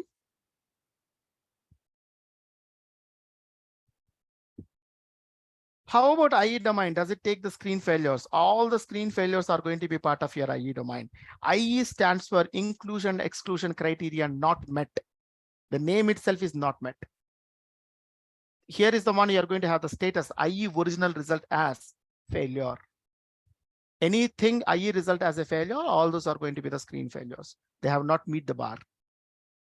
Questions?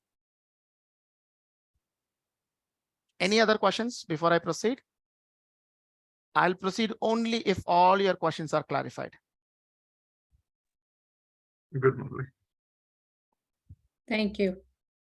Wonderful. I'm happy that a meaningful and meatiful discussion happened. I haven't seen that in the previous session so far. I'm glad. All right. So now where we are. So now all of you understand, right? So I'm going to have a screening. Inclusion exclusion will happen here. All the people who clear the screening will enter into the run-in. It is optional. If my study has a run-in, we will go to the run-in period. In the run-in period, you are going to see any people who are underperforming, people who are over responding, all of them we are going to exclude. Only the people who does not have effect on my efficacy will be assigned to the randomization. In the randomization, we will be assigned to the treatment groups. This is where divergence will happen. Each of this line will be called it as a branch point. This is the place where the divergence is happening. So one of the terms that you need to understand here is branch point is the place where the divergence will happen, where the subjects will be assigned to the individual treatment arms. Now, if you look into this, this is the treatment arm for 101. This is the treatment arm for 102. This is the treatment arm for the 103. Since it's a parallel study design, throughout my study, drug A will be assigned to the 101. Drug B will be is the one which we are giving to the 102, and placebo is the one which we are giving to the 103. Okay, this is study design. Now, how to build data from here? That is what my requirement is. Correct? So, but before that, here we also need to talk about few things. That is,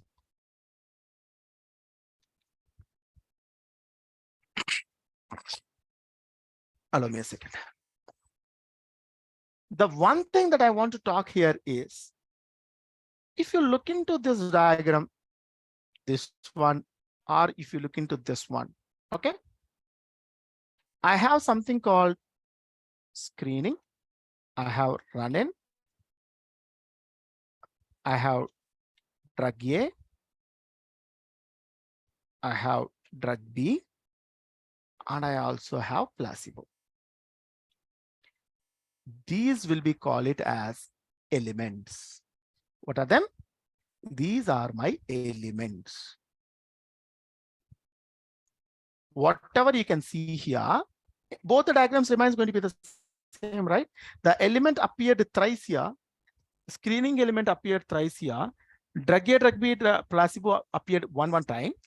If I still consider follow-up, so I have follow-up also now after this. If I consider follow-up also, right? This is follow-up. So I have 1, 2, 3, 4, 5, 6. There are 6 elements. These elements are these 6 cells are called as basic building block for any of the trial design or any of the design. These are called elements. I have a screening element. I have a run-in element, drug A, drug B, and placebo elements, and follow-up elements. Okay. Now, tell me what is this element is. Element is nothing but a basic building block for a trial. Okay. Then in trial elements domain, we are going to define them. That is, each element, when to start, when to end. What is that? Now I'm talking about the trial elements domain. I'll come to the trial elements domain now.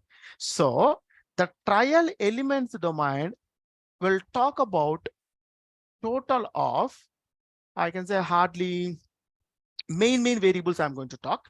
Hardly it is going to talk about what is my study ID. You know, study ID is nothing but a study identifier. What is my domain is? Domain is a TE. Just like what we have done in the domain here, DM. So first, sponsor is going to provide your study identifier. Sponsor is the one, what I can call it as your CDISC is the one which is going to provide the information about your this one. Can I say that these two will be done now? Sponsor will provide your study identifier. CDISC is going to provide the details about your domain. So 2 variables are done. Then what is the focus? Topic variable. What is the topic variable? The trial element domain is all talking about what is the element is, in which element you are currently in. Am I correct? It all talk about the element only, right? Correct? So my topic variable for this particular one will be, precisely speaking, it should be element code, ETCD. ETCD stands for element code. Element stands for element description. Let me talk about that as well. So what I'm talking here, I'm talking about 2 things. One I called as a ETCD, another one I call it as a ET. Here you can see screen, right? That is nothing but screening. I'll give the complete details. Hey, I'm doing the screening, or I'm actually doing the run-in. I'm actually in the treatment, the 2 under the treatment, drug A. my element is drug A, my element is drug B. In detail, I'm going to give the details about it, placebo or follow up. I'll write clearly like this. That is the description of the element. You can call it as a element. Instead of the description, if you give short name for this, that will be called it as a element code. Suppose if you are talking about the screening, I won't be call it as screening completely. I don't call it with a complete name. Instead of calling with the complete name, I'll simply call that particular one as, can someone guess? SCRN. SCRN. Yeah, short names, correct? Run in, RI. Drug A, DA. Drug B, DB. Placebo, P. Follow up, FLWP. Like this, I can give the short names to represent my element code. Or I'll give the complete description. That is going to be my element. With me so far? All of you are with me so far? Now, Yes. now the question is, what is element? If someone asks you, hey, tell me what is called element, what do you say? Each clinical trial. Sorry. Each clinical trial is called as. Each clinical, sorry, I couldn't hear you properly. Okay. No, repeat it, please.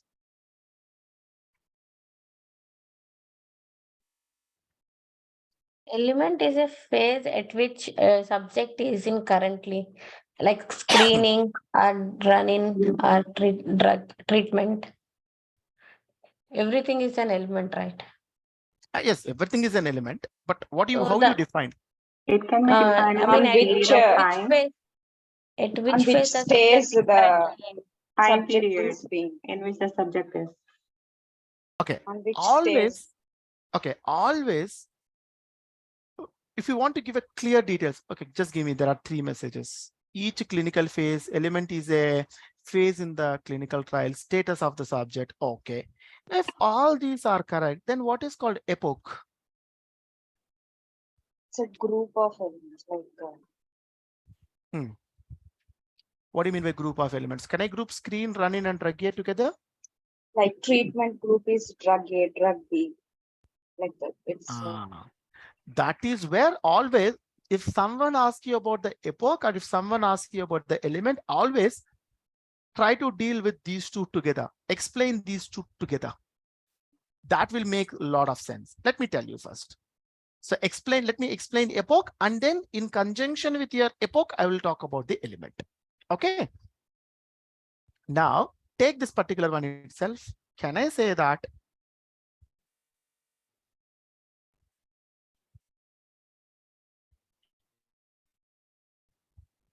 okay, now I'm just copying this whole thing one more time. Now I'm just going to do one small thing. Can I group this one? See this? Or I cannot put it at the back. Okay, let's say like this. From here to here, maybe not insert also. Let me drag it.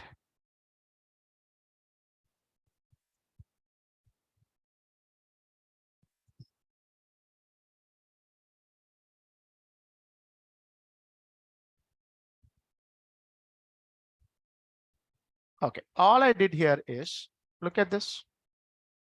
I just rearranged them. Now, can I say that the treatment actually, sorry, the screening actually started here, correct? Somewhere at the M here, the screening started. It happened for this duration. Can I say that?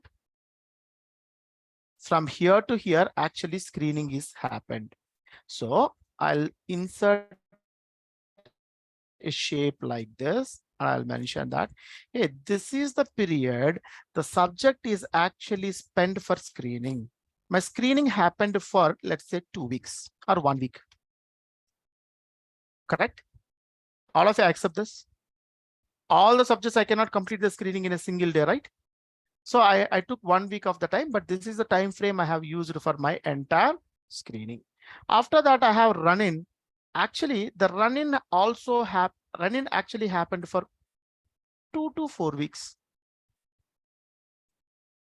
Run-in 2 to 4 weeks. Okay. And then the next phase.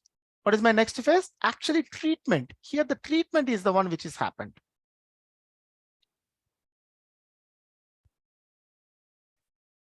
Let's say my treatment is there for 7 weeks. 7 dosages, 7 weeks. This is my treatment. Okay. Treatment also completed. Last but not the least, after that, I have a follow-up. Now, if I split this, if I go with this particular one, can I say that this is the place, this is one? Can I separate them like this? Look at this and tell me. So this is my screening phase. This is my run-in phase. This is my treatment phase. Mean to say, this is the time where the subject spent his time, right? The duration the subject spent during the trial. And each of this have a specific purpose to do. And each of this phase, I can call it as a epoch. Can I do that? Can I say that particular one? Right? Epoch is always a broader frame. It is a broader time. See, 7 weeks is going to be the complete epoch, right? The treatment epoch is the one which will last for the 7 weeks. Within the 7 weeks of the time, I have 7 elements like this. Am I correct? Now look at this and tell me. This will give you the clarity. The subject has come for, let's say the treatment has lasted for 4 weeks. Easy one. Mean to say that 4 times the subject has come, and each of the time the subject has taken drug A as the study drug. Now, each of these 4 green color boxes is nothing but 4 elements which are going to be part of your treatment epoch. So a treatment epoch is the broader one. Is that making sense? Look at this and tell me. Epoch is nothing but the amount of the time, and it is a broader time frame, right? Whereas element is nothing but a specific component which is part of your epoch. Can I say that? Anyone? Do you understand what I'm trying to say here? Yes. Yes. Right? So I can say that element can be a treatment one or element can be a no treatment one, but it is a period of time which is part of your epoch. Epoch is a broader time frame where the subject is participating in the trial. Also, my entire trial can be split into multiple epochs. Am I correct? Irrespective of whatever the trial you can see, the trial simply I can split into the multiple epochs. This is a screening epoch. This is the run-in epoch. This is the treatment epoch, followed by I have the follow-up epoch. All right. A epoch for drug A is wrong. No. The subject is part of the treatment epoch. The treatment epoch can have any number of elements. Since it is going to be a parallel study design, my treatment epoch has 4 elements and all the 4 elements are going to be drug A. Suppose if it is going to be a parallel study design, there is no washout. Let's say that there is no washout. Then in the first week, the subject is going to get drug A. The second week, the subject is going to get drug B. The third week, the subject is going to get placebo. And again, next week, it is going to be repeat. So now treatment is the epoch. The treatment epoch has 4 different elements for the subject 101, right? The subject 101 during the treatment epoch has 4 different elements, three different elements. The three different elements are going to be drug A, drug B, and drug C. Drug A, drug B, and placebo. Is that making sense now? What is treatment and what is epoch and what is element? All of you, can I have a quick confirmation? Questions? Yeah, I have a question. How about the washout period? Do we include in the treatment only, or why do we take as a separate epoch? Because washout period is supposed to be part of the treatment. Treatment, okay. No separate one. Okay. Okay. Let me tell like this. Irrespective of whatever the study it is going to be, all right? It only have 4 epochs. One of the epoch is optional. Screening, then run-in, then treatment, finally follow-up. Out of that, run-in is optional. My study can have it, may have it, may not have it. But irrespective of that, I only have these 3. Take any study. But within the treatment, I can have any number of elements depending upon what exactly I'm dealing with. Right? Again, oncology is slightly deviated. Don't go there now, it will confuse you. Oncology slightly will be deviated from here. But on a whole, screening, run-in, treatment, followed by follow-up. Run-in is optional. Some studies have it, some studies may not have it. Majority of the studies may not have it. So I have the subject will spend time in the screening, enter into the treatment, completed with follow-up. You might be wondering, Murali, why follow-up also will have the multiple elements? Maybe, right? Follow-up, again, some of the follow-ups will be like this.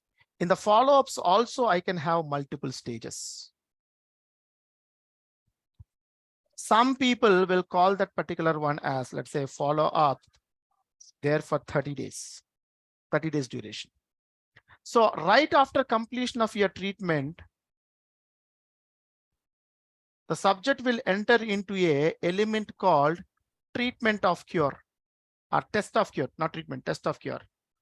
And then you're going to have something called late follow-up. So what will happen here is,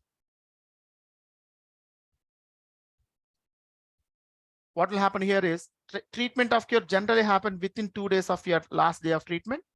Last follow-up can have any time from this 2 days to 30 days. Within 2 days to 30 days of period, anytime it can happen. So like that, it can define. So screening, run-in, treatment, and follow-up, epochs. Within the epochs, multiple elements. What are the elements? Screening, run-in, whatever the drugs you are testing, the drugs, followed by whatever the treatment phases, element phases you want to include within the follow-up, you can include them. So can I have a quick confirmation? All of you are clear with what are called your elements and what are called your epochs are? Yes. Yes. Yes, How you define arm now?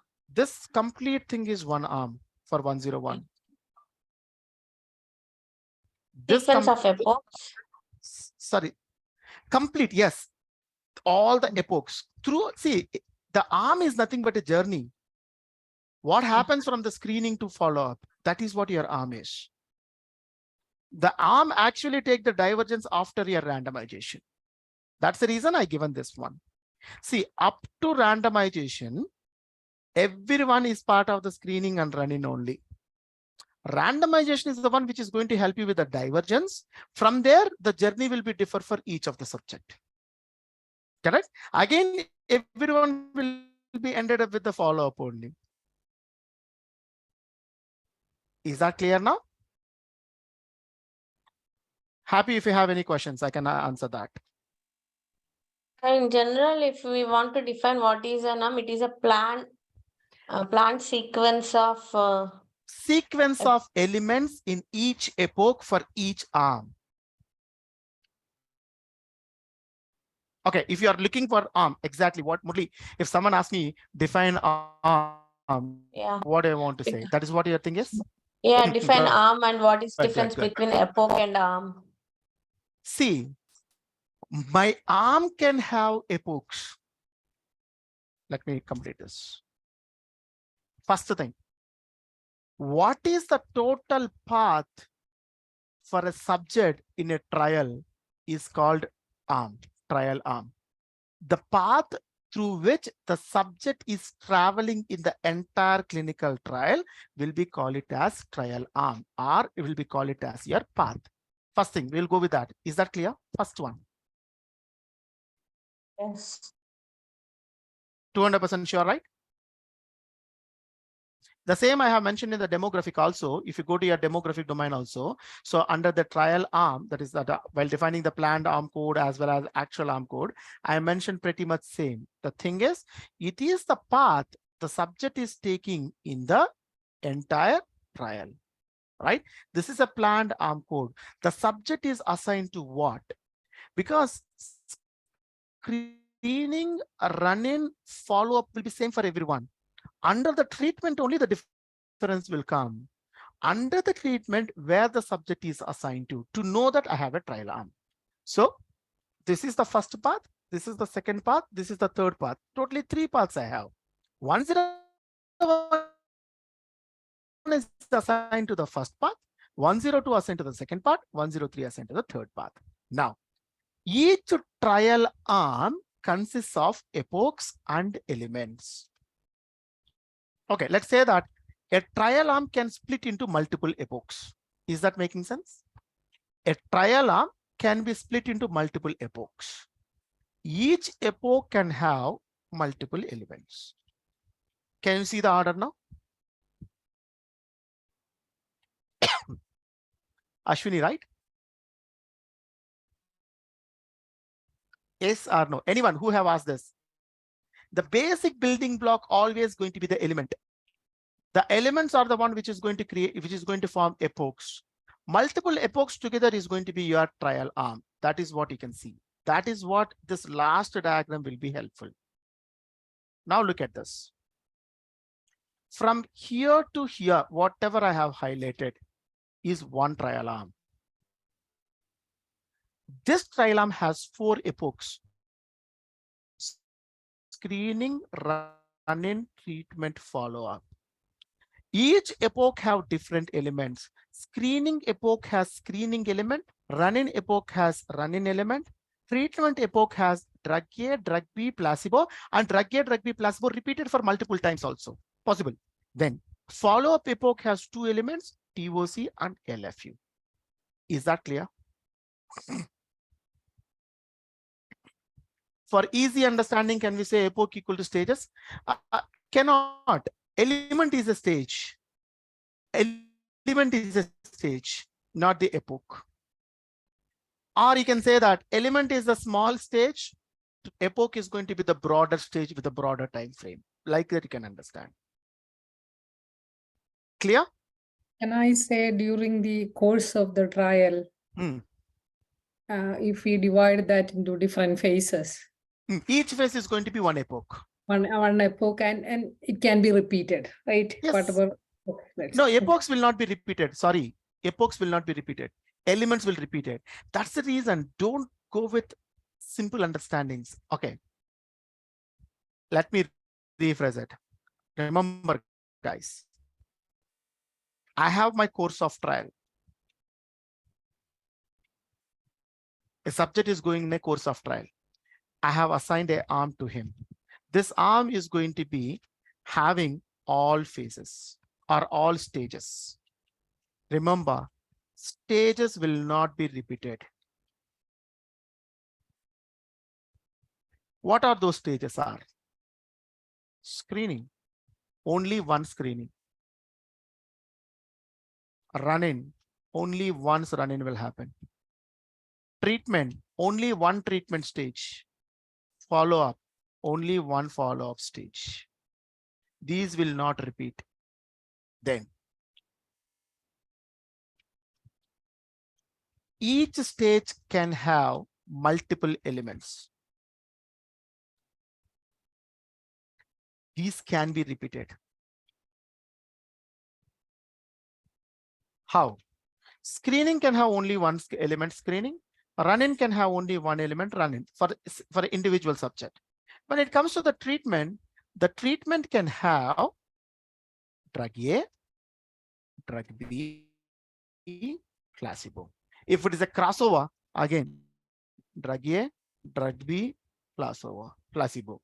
So now you can see drug A repeated twice, but treatment, again, the treatment stage remains same. Within the treatment stage, I have two elements called drug A element repeated twice, drug B element repeated twice, placebo repeated twice, but treatment epoch is not repeated. Okay, thank you. Yeah, under the follow-up, again, I have two. I can have test of cure, late follow-up. Two elements which are part of the follow-up, but follow-up will not repeat. Is that clear?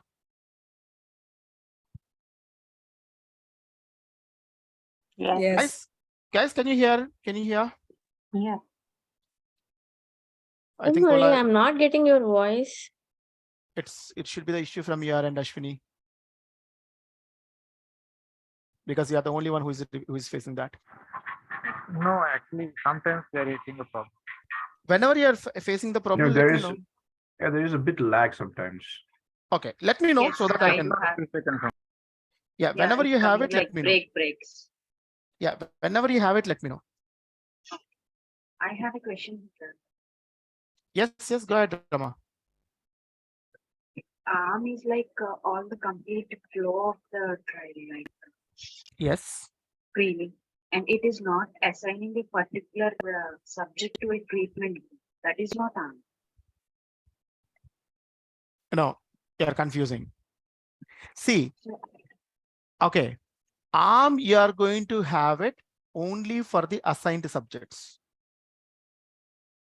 If the person is not assigned, that is, the person is a screen failure, he will be dropped here itself. He will not enter into the run-in also. So he or she will not have any arm. Second, let's say the person is he cleared the screening, he signed the informed consent, he entered into the run-in, but still he is not a responder or he is a over responder. He will not be entered into the randomization. As long as the person is not into the randomization, there is no treatment arm. The treatment arm code, that is arm code as well as actual arm code as well as arm, will be populated as a null for all the unassigned subjects. We discussed that in detail in this one, right? Treatment will come only after the randomization. If any subject who is not entered into the randomization, there is nothing assigned to him. When nothing assigned to him, planned arm code, actual arm code, arm, planned arm, all these four are going to be null, right? And also we defined that particular one here. Can you see this? Arm NRS, actual arm UD. Why the arm or actual arm is null? For all the unassigned subject, it is null. We need to give the reason for that. That's already discussed in the DM. But anyways, is that clear now? So my question is like in DM, arm will populate it as, will not populate the flow, right? Will populate which the subject is assigned to, like the treatment, like drug. If the person is not randomized, why it will be assigned? That's the question is. In the DM also, I'm talking about the DM only. If 101 is a screen failure, will you have a drug A or drug B or placebo to him? No. Then what?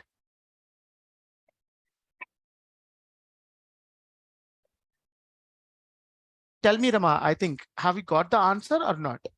Yeah, I have it.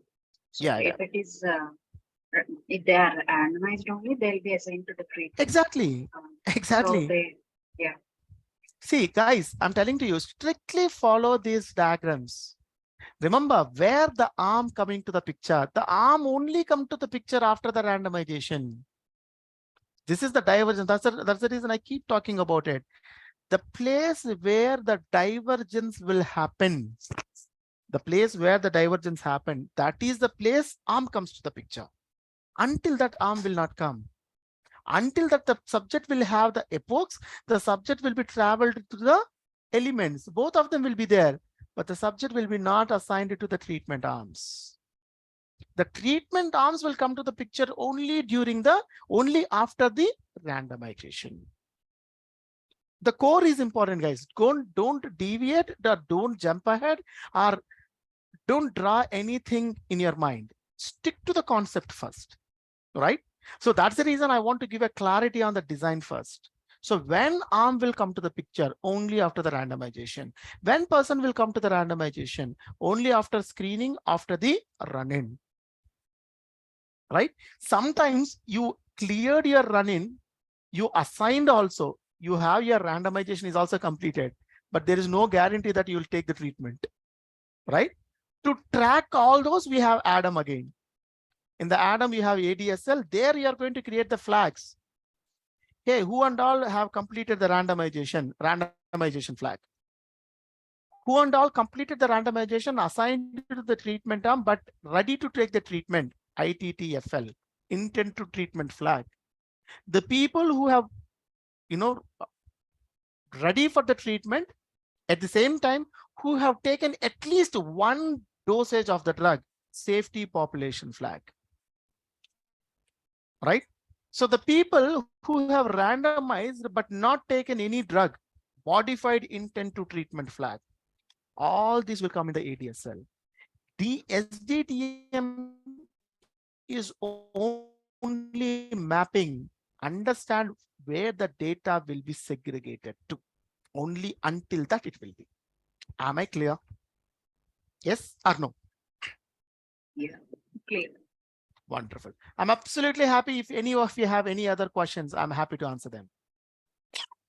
As long as you're not getting a clarity, I won't leave this. Any other questions?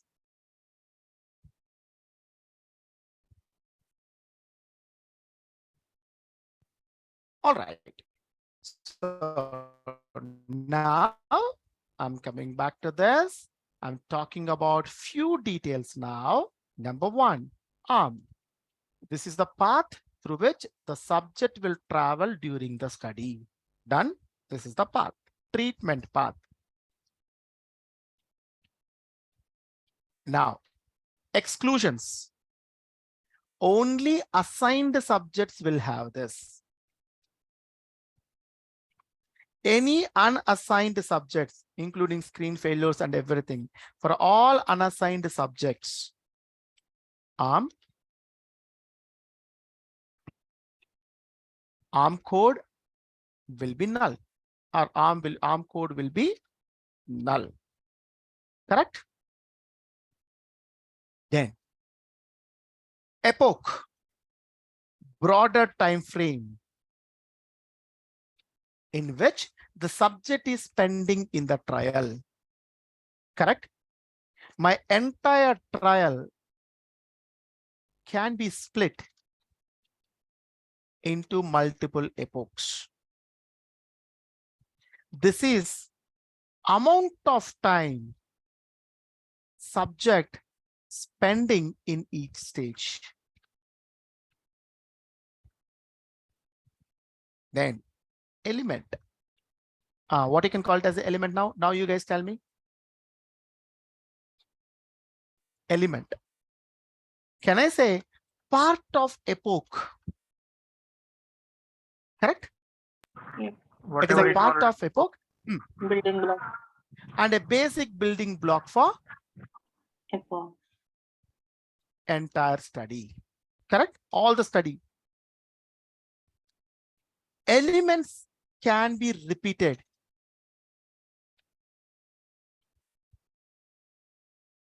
Within epochs, possible? Or within arm also. Repetition is only for the crossover study or for the parallel study also? In parallel study also, right? See, where I have mentioned it, somewhere I have mentioned it.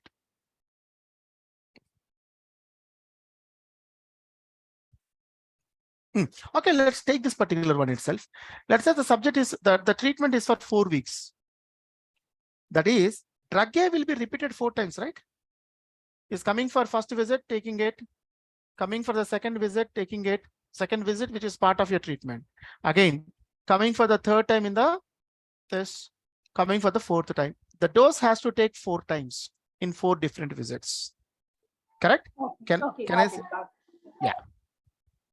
Done. Okay. Element is done. What is branch point?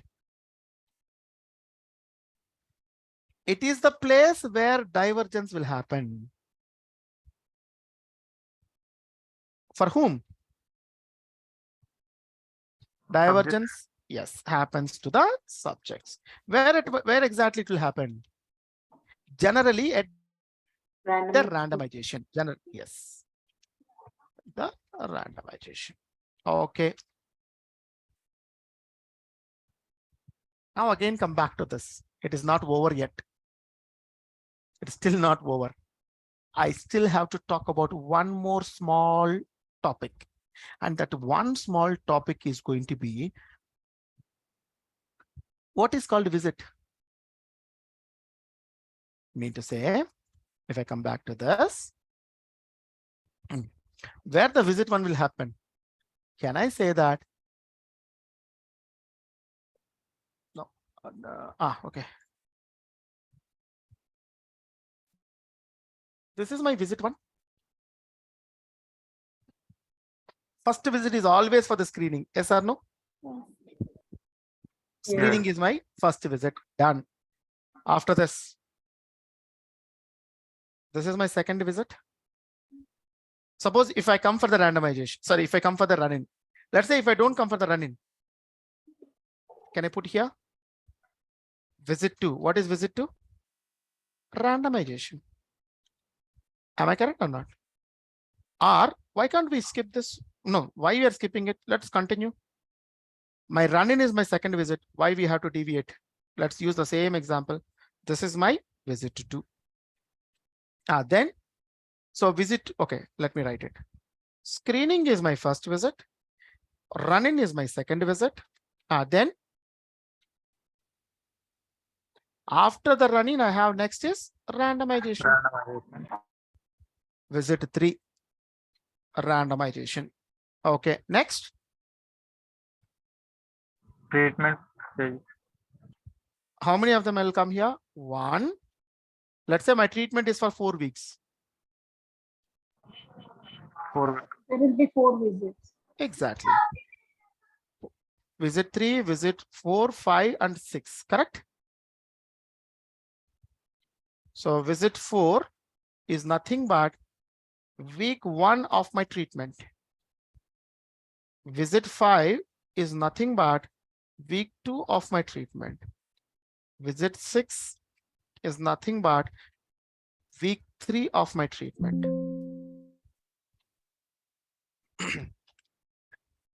This one is going to be week 4. This is nothing but visit 7, correct? So while designing, can I say that these are my visits? Right? After that, what is going to happen? I have follow-up, right? Follow-up. Let's say this is follow-up. Again, under the follow-up, let's say I have 2 elements. Test of cure, late follow-up. Then 2 more visits.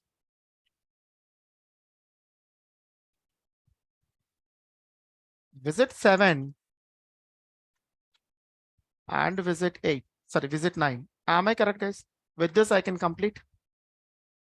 So now the question is, for each element, I'm going to have 1 visit or more than 1 visit. But the question is, what is called visit is?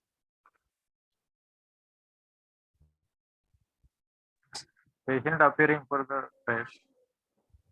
It's the period of time to complete that point of element. If it's a period of time for completion, in that particular case, how are you going to do this? Because I have multiple elements. Drug A is repeating twice. So drug A, how to define 2 times?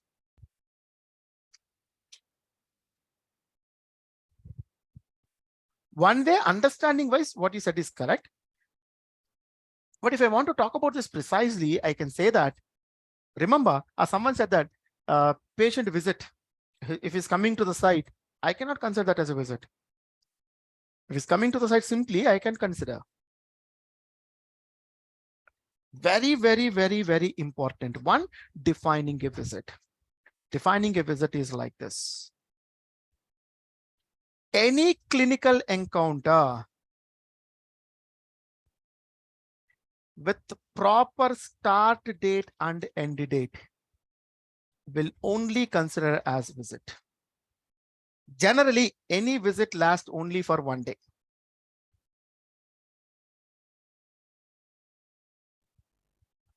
What is the meaning? 90% of the case, any visit, start date and end date will be same.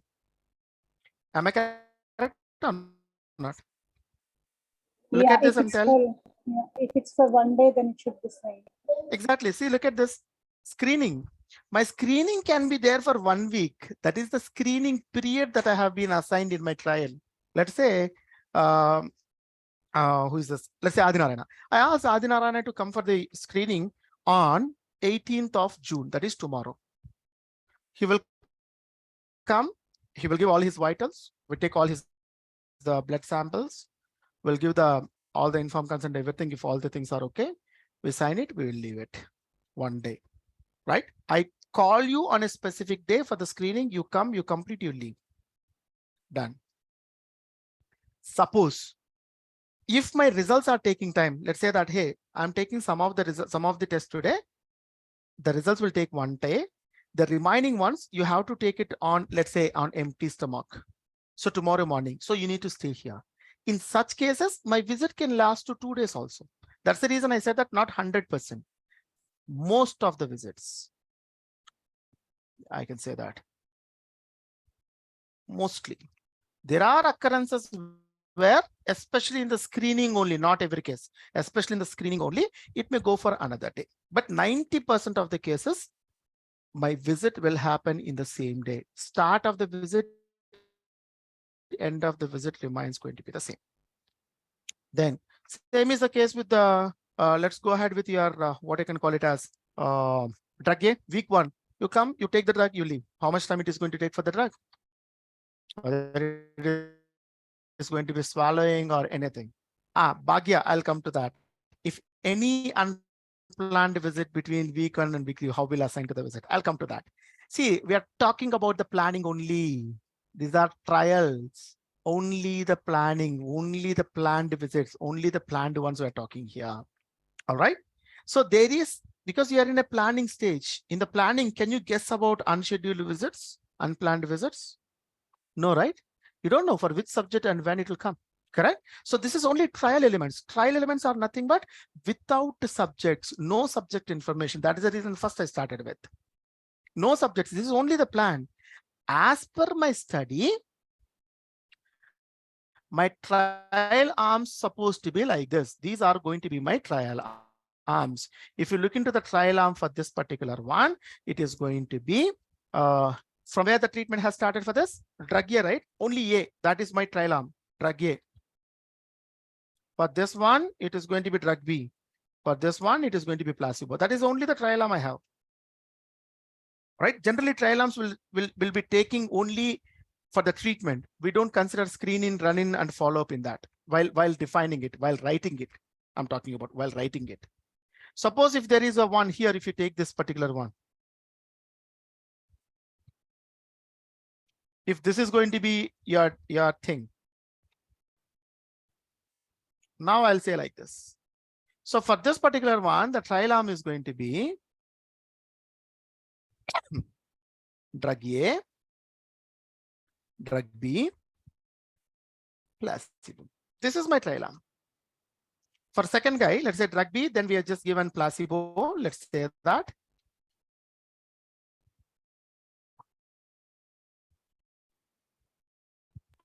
This is for crossover, right? Yeah, I'm talking about the crossover now.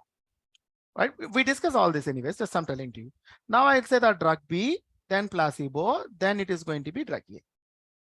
This is the treatment path for him, the trial arm for him. This is what planned, because all I'm talking is planned.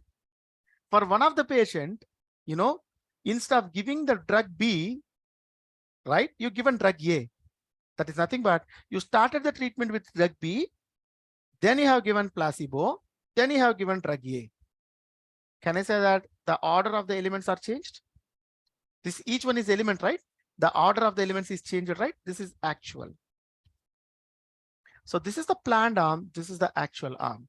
To track this, we have one more variable. I'll talk about that anyways. But do you understand how the paths, armed paths will looks like? All of you? If it is a crossover, it is like this. Yeah. If it is going, yeah, if it is going to be normal one, it is like this. But all I'm talking is only planned. So far, I'm talking about the only planned one. So in the planned one, I cannot think of unscheduled visits. So my trial visit domain will talk only about the scheduled visits, planned visits only. To deal with actuals, to deal with unscheduled, we have the other ones. Those are nothing but your subject elements and subject visits. So until and unless I get a clarity on this, until and unless all of you are aware of this, I cannot go to the SC and SV. That is the reason we are discussing all this. I haven't completed trial arm. I haven't completed trial elements. I haven't completed trial visits at all. I just given the overview only.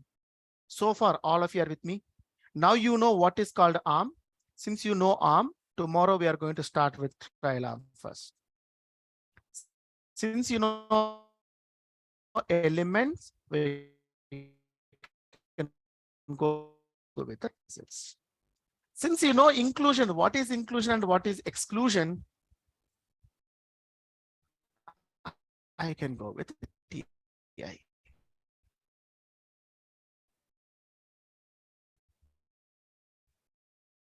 Design domains I'm going to teach first. So tomorrow. Okay.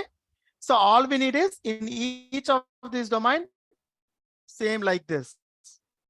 What variables you need? What are going to be the data types? What are going to be the core? And how do you define them? Once we are clear with this, then I'll start with subject elements and subject visits. Can I have a quick confirmation about the flow, what we are dealing with, and all of you are able to understand it first of all? Yes or no? Yes. Yes, ma'am. Perfect. Guys, a small request to all of you. Anyone, at least a pinch of doubt, don't hesitate to ask.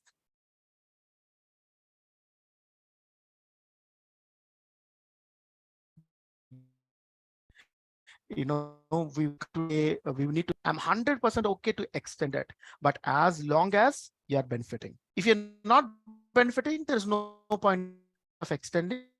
I'm wasting your time, right? If I'm hurrying up, there is no point because you're not able to follow. So both the things are harmful. I don't want that hostile environment. All I need is every one of you have to understand, ask me as many questions as possible, make sure the session is interactive. That's the only request. Guys, my internet is little stable now. Sorry, unstable now. Sorry for that. Sir, can we discuss about the assumptions and examples from SDTM ID after every domain? Wouldn't be possible. Who is this? Ashwini. Wouldn't be possible. Okay. But I'll tell you, for every domain, I will give you the examples. Okay. Instead of taking the assumptions from there, but if you see that, I'm covering all the assumptions already.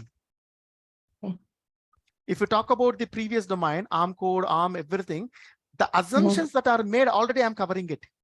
Everything I'm covering it. So even today, if you see, even if you say today, the assumptions will be what if it is going to be the crossover, what it is going to be the parallel study design. The assumptions part will come there, considerations and assumptions. I know what you're talking about, but I'm covering them here. But after the class, I request you to go through any doubt. If you get, bring it to me the next day. Okay. Okay. I don't deny that. I don't skip that. I don't skip that. And the best part that we are going to do is, while going through this, we are directly taking the project. So in the project, you can see how we are actually defining them as well. Any other assumptions are coming. All those assumptions and considerations are part of your spec only, right? Specification Excel. I told you, right? One of the assumptions yesterday we made is RFSTDTC. Actually, it is a subject reference start date, but in your project, we use the particular one for randomization. Yeah. That is the assumption, right? That is a consideration, right? If you go to the main project, one more project, it completely change again. Okay. Right? But I don't deny. Bring it to me. 90% I will cover. I don't skip any meaningful information that is part of it. I don't skip it. Okay. Yeah. We'll go through and I will have any doubt and contact. Please do that. Bring it to the class also. Rohit, tell me. Yeah. This particular. All right. That's the tone for tomorrow. Okay. Again, we will discuss tomorrow. We will start and we can proceed with the remaining ones. Yeah, guys. See you tomorrow. Take care. Bye, everyone. Wonderful session, sir. Thank you. Pleasure is mine. Take care. Thank you. Thank you.